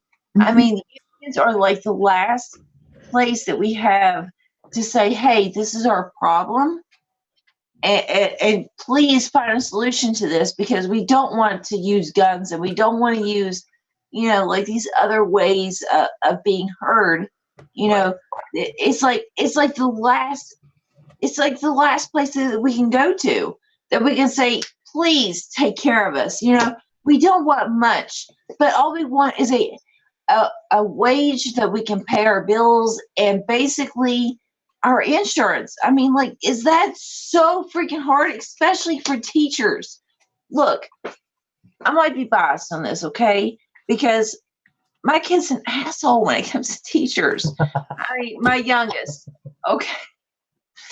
I know this is so bad, but I love him. This is for the future, kid. This is for the future, kid. So active, and he doesn't want to sit still for letters. He doesn't want to sit still for numbers. So I totally feel for his teacher. I know she's got an uphill battle when it comes to him. So it's like, buddy, whatever pay you want, I want to give you, because I know my child, it's fucking torture. I mean, for a teacher, as a mother, I love him, of course, but as a teacher, maybe not so much. So she's willing to do that. She's willing to do that for your kid. That to me is an amazing thing. That's seriously. He's so hyperactive. He never wants to sit down. He doesn't want to learn. And she's trying to teach him all these letters. He's like, fuck you, recess. Like that's well, the reality too. That I tried being a teacher. It didn't. But the reality too is that when you have to fight as hard as you have to for your rights, and the kids kind of get, sometimes teachers just throw up their arms and they're like, you know what, fuck it. Sometimes. And honestly, I don't blame him, because there's only so much that you can handle. I mean, even as a mother, there's only so much that they And can you put got on. what? One, two. You got two. You got to deal with. Think about if No. 35 had to be in your house. Exactly. Yeah. So I mean, as a teacher, she's got 30 of these people that she's got to be in charge of. So, I totally get that. Like, she doesn't have the time to devote to my son, or she doesn't have, Right. I mean, she doesn't have the. But if her wages were better, if her wages were okay, she had comprehensive health care, she could do her job. Not necessarily. You got to realize these teachers focused on her job. These teachers are paying for resources too. No, agreed, Dave. No question. I'm just saying, if you take away these impediments, what Stevie's talking about with the impediments of the teachers, right? And they're focused on having to have a strike to take their head out of where they really want to be. Their head is in education. Their head is in teaching, but they have to do these other things because there are injustices being served against them that they have to go on strike and whatnot to address. These teachers would much rather be teaching these kids. Right. Well, my thing, I'm going to go back to the union thing for a minute. It drives me crazy because I'm federal, and my guys, they have family medical leave. They don't, for the most part, if they get their documentation in, they don't get hassled for it. They get sick leave. They get annual leave. They get 5 weeks of annual leave. 5 weeks if they're the guys who don't have that much time, they get like a week. But as you move up, top step, we get 5 weeks. Who gets that? Teachers, yeah. Oh, we get 3 months. Not really. They have to do a lot of they have to do a lot of prep and do a lot of seminars and they have planning, and they have to keep their training up, which people don't understand that. And we've got any number of unions out there, and it sounds like what David's describing as far as the benefits and whatnot that his union has probably fought hard to win. It's high end. It is high end. Right. But cost of living. Those examples, though, should be setting an example for other unions to achieve, to strive towards. We need to bring the Wobblies back. As far as kicking ass, absolutely. When I was a kid and I did these restaurant jobs, you didn't get a lunch break. You could work 8 to 12 hours. You would have to shove a hot dog in your mouth while you're like cooking or whatever. I would have to run to the bathroom and come back. I got urinary tract infections sometimes because they wouldn't let you go to the bathroom. So it's like these things people take for granted. People take the bathroom breaks for granted and the lunch breaks for granted, and they extend their lunch breaks and they don't get hassled. But why did this person get to talk to this person for 2 seconds? It drives me insane. And you have teachers. Teachers, they get their break times. A lot of times they're doing their planning, they're doing their scheduling, and their lesson plans during their break times. So, come on. People don't give teachers near as much credit. Now, there's some asshole teachers out there, and a lot of those asshole teachers are union reps. So, but I get it, but I just, and I've had teachers say, I hate that kid. I want him out of my class. Not your teacher, as far as I know, Stevie. But, Mute, Stevie. You're on mute. You're on mute. Yeah, I don't know. My teachers back in school were so fucking weird. Like, one of them busted me for smoking pot, and they didn't do anything. And then one of them tried to bust me for smoking cigarettes, which I wasn't doing, but they tried to bust me for it. I'm like, search me. I mean, like, they were so pissed because they couldn't. I mean, like, I don't get it. I mean, there's some teachers out there that really push, and I've had teachers like that that really push learning no matter what stage that you're at. But I've also had teachers that see that you're trying to push past what they're trying to put on you, and they fight against that. They're like, why are you trying to succeed? You know, like when I was in algebra class, I was looking at a trigonometry book, and my algebra teacher seriously sat there and told me, why are you looking at that? Like, why do you want to learn that? Isn't that a bit beyond your level? Why do you want to even look at that shit? Like, why do you want to do that? And I'm like, isn't your job to like, you know, push me to like learn this stuff? But she got so offended that I went beyond her fucking. There's a lot of ego. There's a lot of ego. It was pure ego, because here I am trying to figure out what it is I'm supposed to learn next, and she's so threatened that I might learn it without her. And I'm like, really? You think I'm gonna figure this out on my own? I mean, I might be a little bit curious, but I'm not that smart, you know? Right. I thought it was a dude. I thought he was gonna like call you sweetie and hun and all that bullshit. Oh no, that wasn't until high school. In high school, we had a smoking cage in my high school. We had we smoking room. Yeah. We did too, even though we weren't supposed to, but we did. We figured out ways. They called it the smoking porch in Nashville. Yeah. See, we just had a bathroom that we used. And I remember walking in there, I'm like, dude, I'm just trying to get a cigarette. And like, there's like people, there were girls in there that were tripping on acid. I'm like, you know, I'm just trying to get a cigarette. Like, I'm not I'm not that hardcore. Shit. I mean, kids these days, man, they're doing all kinds of stuff. Tide Pods? Really? Tide Pods? Jesus Christ. I couldn't believe it. There is Stevie, you're on mute. I triggered Stevie on mute. Stevie, you're on mute.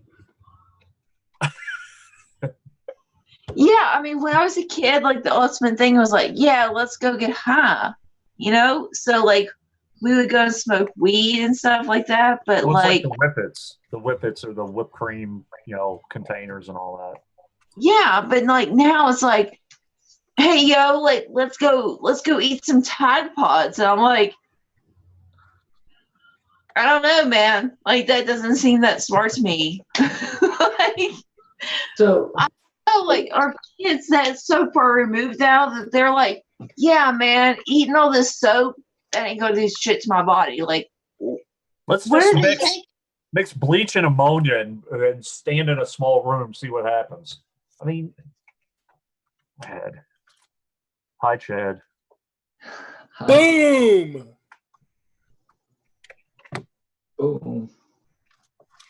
Oh my brother did the anarchist cookbook. He thought he was a badass. Mixing bleach and what was it? What was it, Dave? Bleach and ammonia. Bleach and ammonia. Boom. Yeah. Yeah. What was it? Drano and aluminum foil or something like that. You put in a God. Put in a bottle and. Drano and aluminum foil makes hydrogen. Yep. So I've heard. A closet full of matches and a forest makes the fire department come. my brother just went into the freaking woods and just started throwing matches everywhere. I'm like, dude, really? So yeah, we have to be able to reach. Was he teenager when he did that, or older? Oh yeah, he was a teenager. That's what I'm saying. Like we should be able to design. You know, this information they need to understand. Otherwise, you're going to get like, you know, kids like not understanding the big picture. I mean, they rewarded him. They put him in the demolitions, division of the army. Well, I mean, I guess maybe that's the way to do it then. Like, That's the way to just find burn what what's find the bad things you do and do the bad things for a good reason, right? Yeah, why not? That's not right. That's not right. I got something. Hopefully, he's not driving a tank down his street by St. Louis right now, as he lives by there. Is he going to be in Trump's military parade? No, he is on. He's kind of in the middle. He's not a Democrat. He's not a Republican. He is probably, and he's not a libertarian. I don't know what the hell he considers himself at this point. I'm trying to get Mike on here, but he is progressive-ish, but I wouldn't say he was libertarian, but he's definitely for less BS government too. So he hasn't burned anything down lately, so. Right, he's not done any demolitions. So Rebel, like, what? Let me ask you. We're talking about making a list of what tactics to do and how to get things moving. Who would be first on your list? Because I think the idea would be to find someone, expose them, and focus all the energy and effort, and use that as a practice run in order to get people involved and how to disrupt somebody's, because we have to disrupt people's lives individually, like people that are in Congress, people that are the big money, we have to disrupt their lives and however they can. And once we know who they are and we're able to focus our energy and attention, then that can again set the chain going, because the establishment follows any which way to save face. So if they have to throw somebody to the wolves, they will. So we have to kind of again pivot. Does that make sense? So who do you think would be like someone to start with? Didn't we have this conversation about 2 months ago? Maybe. I mean, yeah, we probably went over it, but we never went down. So yeah, we were supposed to go through it and try and figure out 3 different key people to focus on in this manner. That's what I'm remembering anyway. So what we could do effectively, if we wanted to even just rewind and look at what we said there, as a template, and then continue with the conversation now, because we got to talk about tactics. And what the future's supposed to look like, because we could spend all day and point out all the fault, all the bad things, and we need to in order to get us to the future, but we still have to know what it's supposed to look like for other people, to get people on board with what we want to do, or what the progressive movement wants to do. When I say we, we have to show them again a way forward, just like we have to paint the picture to the people at all these federal agencies and say, okay, you're just following policy. Now it's time for you to expose and do a whistleblower. That's what maybe whistleblower. Focusing on that would scare the shit out of the establishment. You want to start with the DOJ? It may be because they're the ones that are supposed to be handling all the corruption and stuff like that. That's what I'm thinking. I'm thinking if we handle our damn DOJ.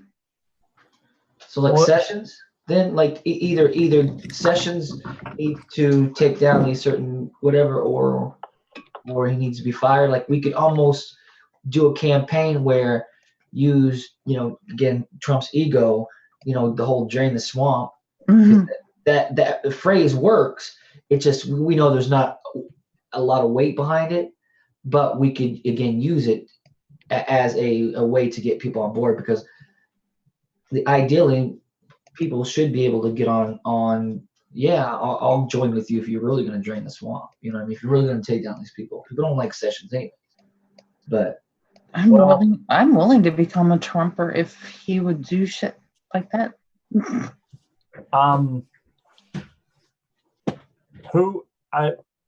I'll bite. Who would be on that list? Schumer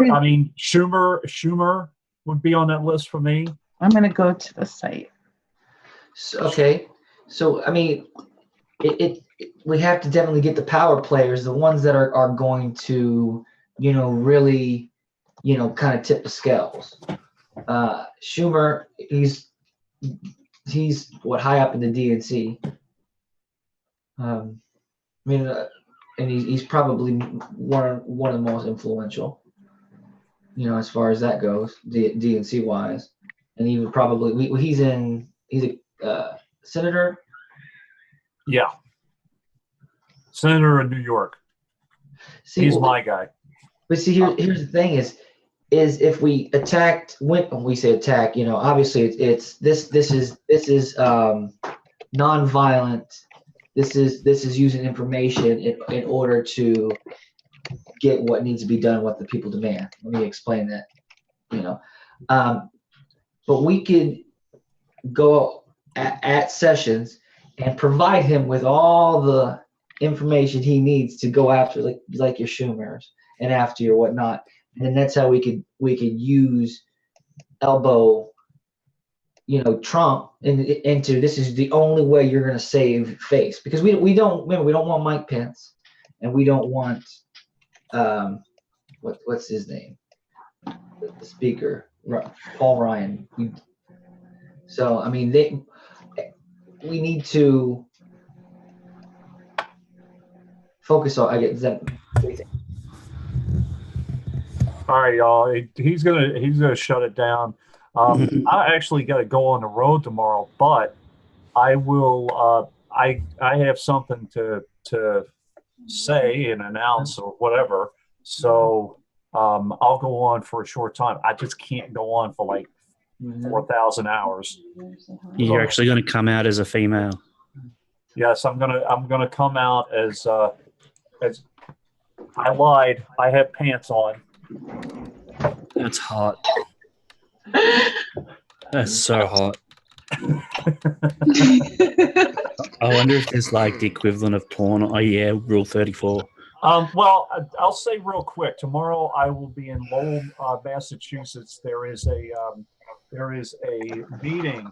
They basically got out all of their local guys that they didn't want in, and now they're doing a well, now what kind of thing. This is through the group that I had been working with, the Incorruptibles, and they're going to do a presentation, and then basically I want to see how they do it so that I can start locally and see, because I'm pretty frustrated myself, because I want to know how do I start getting people involved. I can't even get people involved in my own damn union, for God's sake. So it's like, Yeah. So Dave, you're going to be on live stream? Yeah, I'll be live streaming in a couple of minutes once James actually comes on and shows that he has a shirt on and does his little What the fuck is this, man? Like, seriously, like James starts the show, he says his monologue, and then he checks out. Like, what the fuck? Where are you, James? Come on. He's working on his pecs, man. I got something for James too. This is one of the things. Maybe we have to organize. Good night.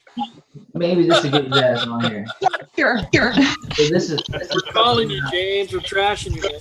Come back. I got on Fiverr, and this is what I ordered from a guy. So this is gonna be.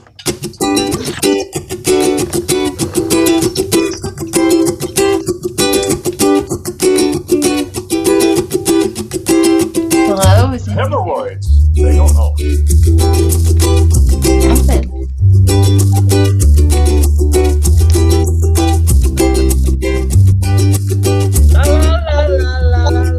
Oh, I got the lyrics.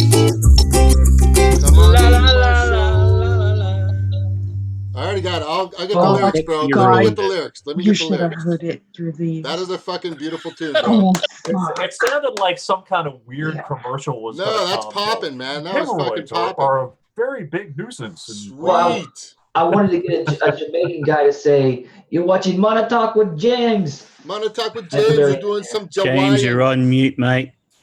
We're doing some Jawaiian, brah. It's Jawaiian. Okay, That's awesome, bro. Good job. Good job. So how about Excellent. if I make my homework to find out who the top dogs are in the Department of Justice? Works for me. Okay. All right. And what Perfect. else do you want me to do? Well, I guess that the whole structure, on how it operates. You know, the people. Okay, organization structure. Right, because we have to figure out, where we're going to pull the people from that are supposed to go after the people on top that are doing the dirty. You know what I mean? Got ya.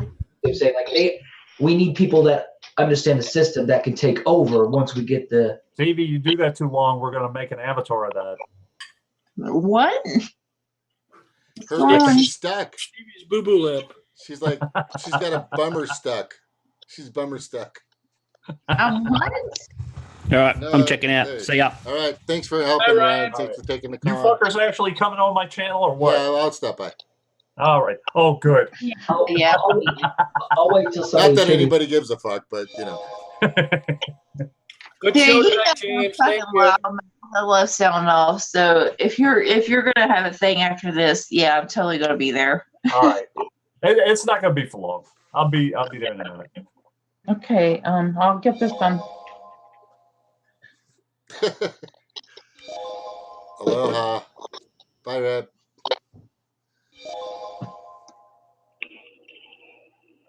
Not y'all. Good night. Night. Bye, Cheryl.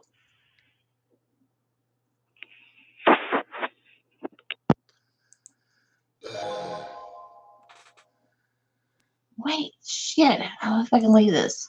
Fuck.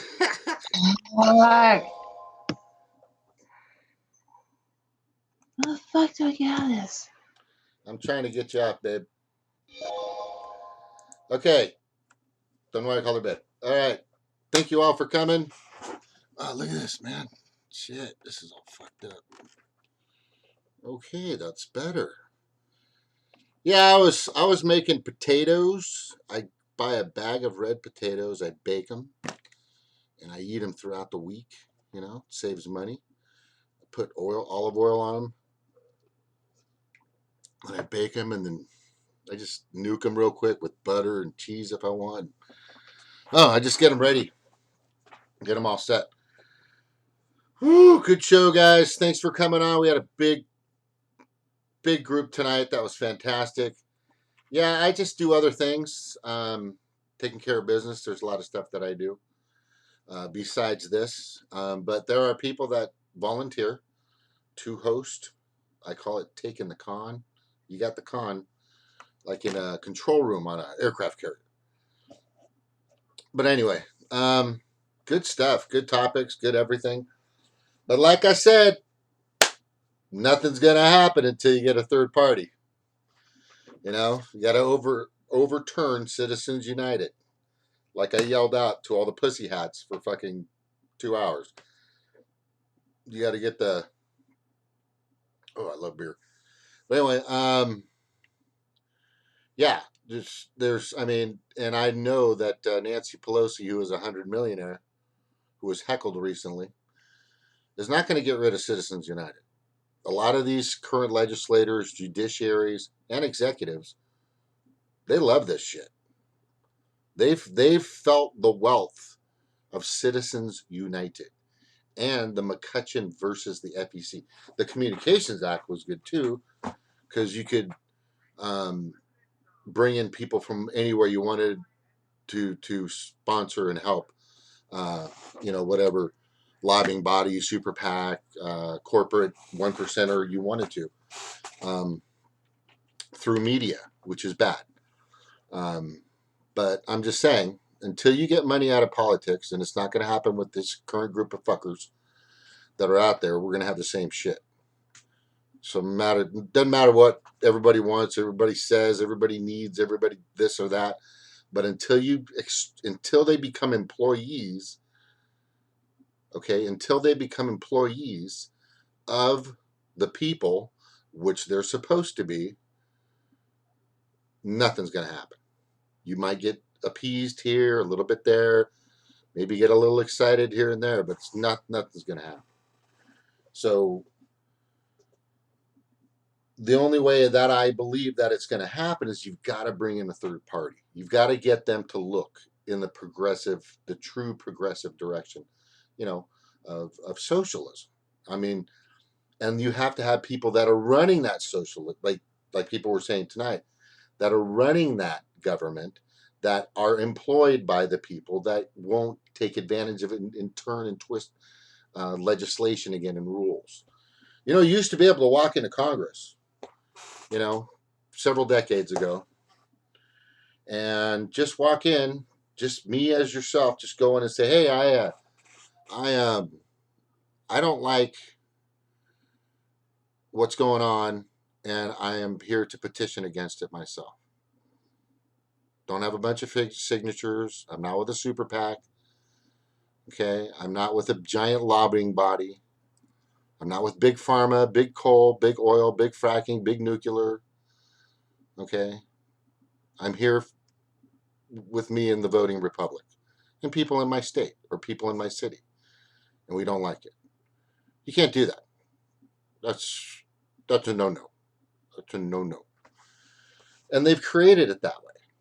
You have to have a giant lobbying group body, and there's got to be money thrown at these people for them to even turn in your direction. It's our system is not the system that was originally designed. They've changed it over the decades to cater to big money. And as soon as you get the big money out of politics, you'll have something for you. You'll have something for you. They'll start to think about you. They'll start to care about you. They'll really do things for you. But it ain't going to happen here. It's not going to happen with the current people that are in office now, Democrat and Republican, or I call them the Dumbocrats and the Republicans. No, the two-party oligarchy has Citizens United tied up. For Bernie to even bring it up scares the fuck out of them. Just frightens the shit out of him. And he only brought it up for about 4 seconds. He didn't do a big, long thing about it. He isn't talking about it the way I'm talking about it. I don't think anybody's talking about it the way I'm talking about it. But that's one of the key issues. Single-payer, universal health care, Medi-Cal for all. How's that going to happen? With the same people you have in office now? No. With Citizens United, McCutcheon versus SEC, Communications Act still hovering around? No. You've got to get a third party that stands with the people. Me, all I know is the Greens are doing it. The Greens want to work for their boss will be you, the 99%, not the 1%, the 99%. 99%. Okay? And they've pledged that. They've been running on that, but nobody's ever understood it, or maybe their website has too much information, but they really want to do what's best for the people and the planet especially. So that's just me. You can be independent, do whatever you want. But all in all, people, I'm just saying to you right now, we got to get some of these guys in the house. We have to. We have to get some of these freaking Greens at least in the house. Because if you have the same old, and as I've said this several times, you will have the Justice Democrats, which is just a prelude to a Democrat. It's the next step. Because once they see that vault, once the DNC, the DCCC, or the Republicans show these people that vault of endless amounts of money, they fucking turn. I don't know if I would, but would you? If you're making $140,000 to $170,000 a year, and somebody says, you know what, just go our way, do the things we want, do it the way we're planning, the way you can maneuver and construct and orchestrate and create and put all this shit together to make it seem like you're doing something for your constituents, but you fucking aren't. You're doing it for us. You get $1 million. We'll do it in about a year. We'll have just fucking do it, and then you have another $1 million. And then you have another, and we'll get you property, and we'll get you land, and we'll get you boats, and we'll get you yachts, and we'll take care of you. put money in Cayman Islands, South Africa, Thailand, Singapore, Swiss bank accounts. It's everywhere. If we were to follow the money that these legislators, judiciaries, and executives have, that's what the FBI should be doing. That's what the CIA should be doing. They're not. That's exactly what they should be fucking following the money, where all this money goes to. Just before 9/11 happened, it was like $2.1 trillion lost. Just a fucking just lost. Nobody fucking raised shit about it. People were paid off to shut up. Okay? It's fucked up. We got shit we got to do. And it ain't going to be done with any of these parties. I vote because platform and what they say. What they say, what Nancy Pelosi said she was going to do 10 years ago and what she's done now. Anything? Anything? Because she was a hero fucking 10, 12 years ago. Right? Everybody thought she was the shit. She's not. None of them. Okay? Just saying. It's reality check with Jim. Sorry. These are the people you should be fucking dealing with, people. Right here. All right? Take a good long look at this. It can't be the Libertarian Party. They'll be co-opted so fucking fast. So fast. And if you don't think Rand Paul used to hang out with fucking Trump and everybody. Don't fool yourself. All those people are greedy fucking Ayn Rand people. All they want is fucking more and more and more for themselves. Libertarian, it's all about fucking me. These people here, okay, these are all about you. They want to help you. They want to be you. They want you to be their boss.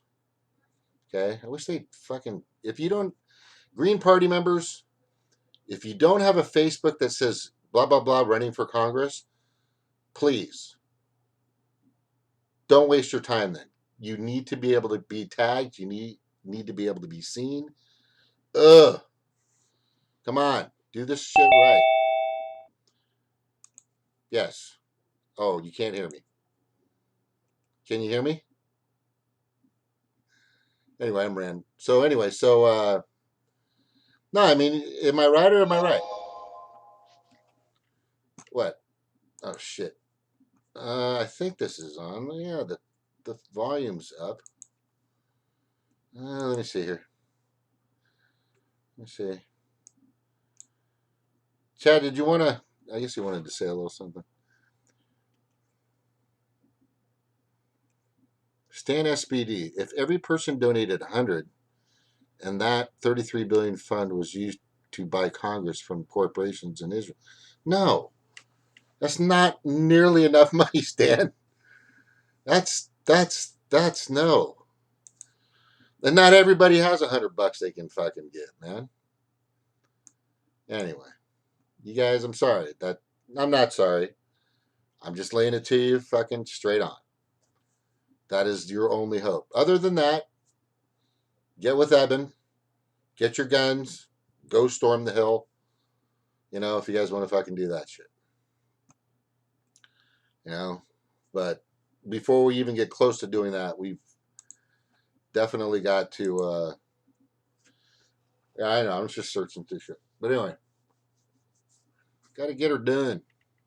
Get her done the right way. No, we don't need a fucking physical revolution. That's not going to end well. Not going to end well. It's not going to start well, and it's not going to end well.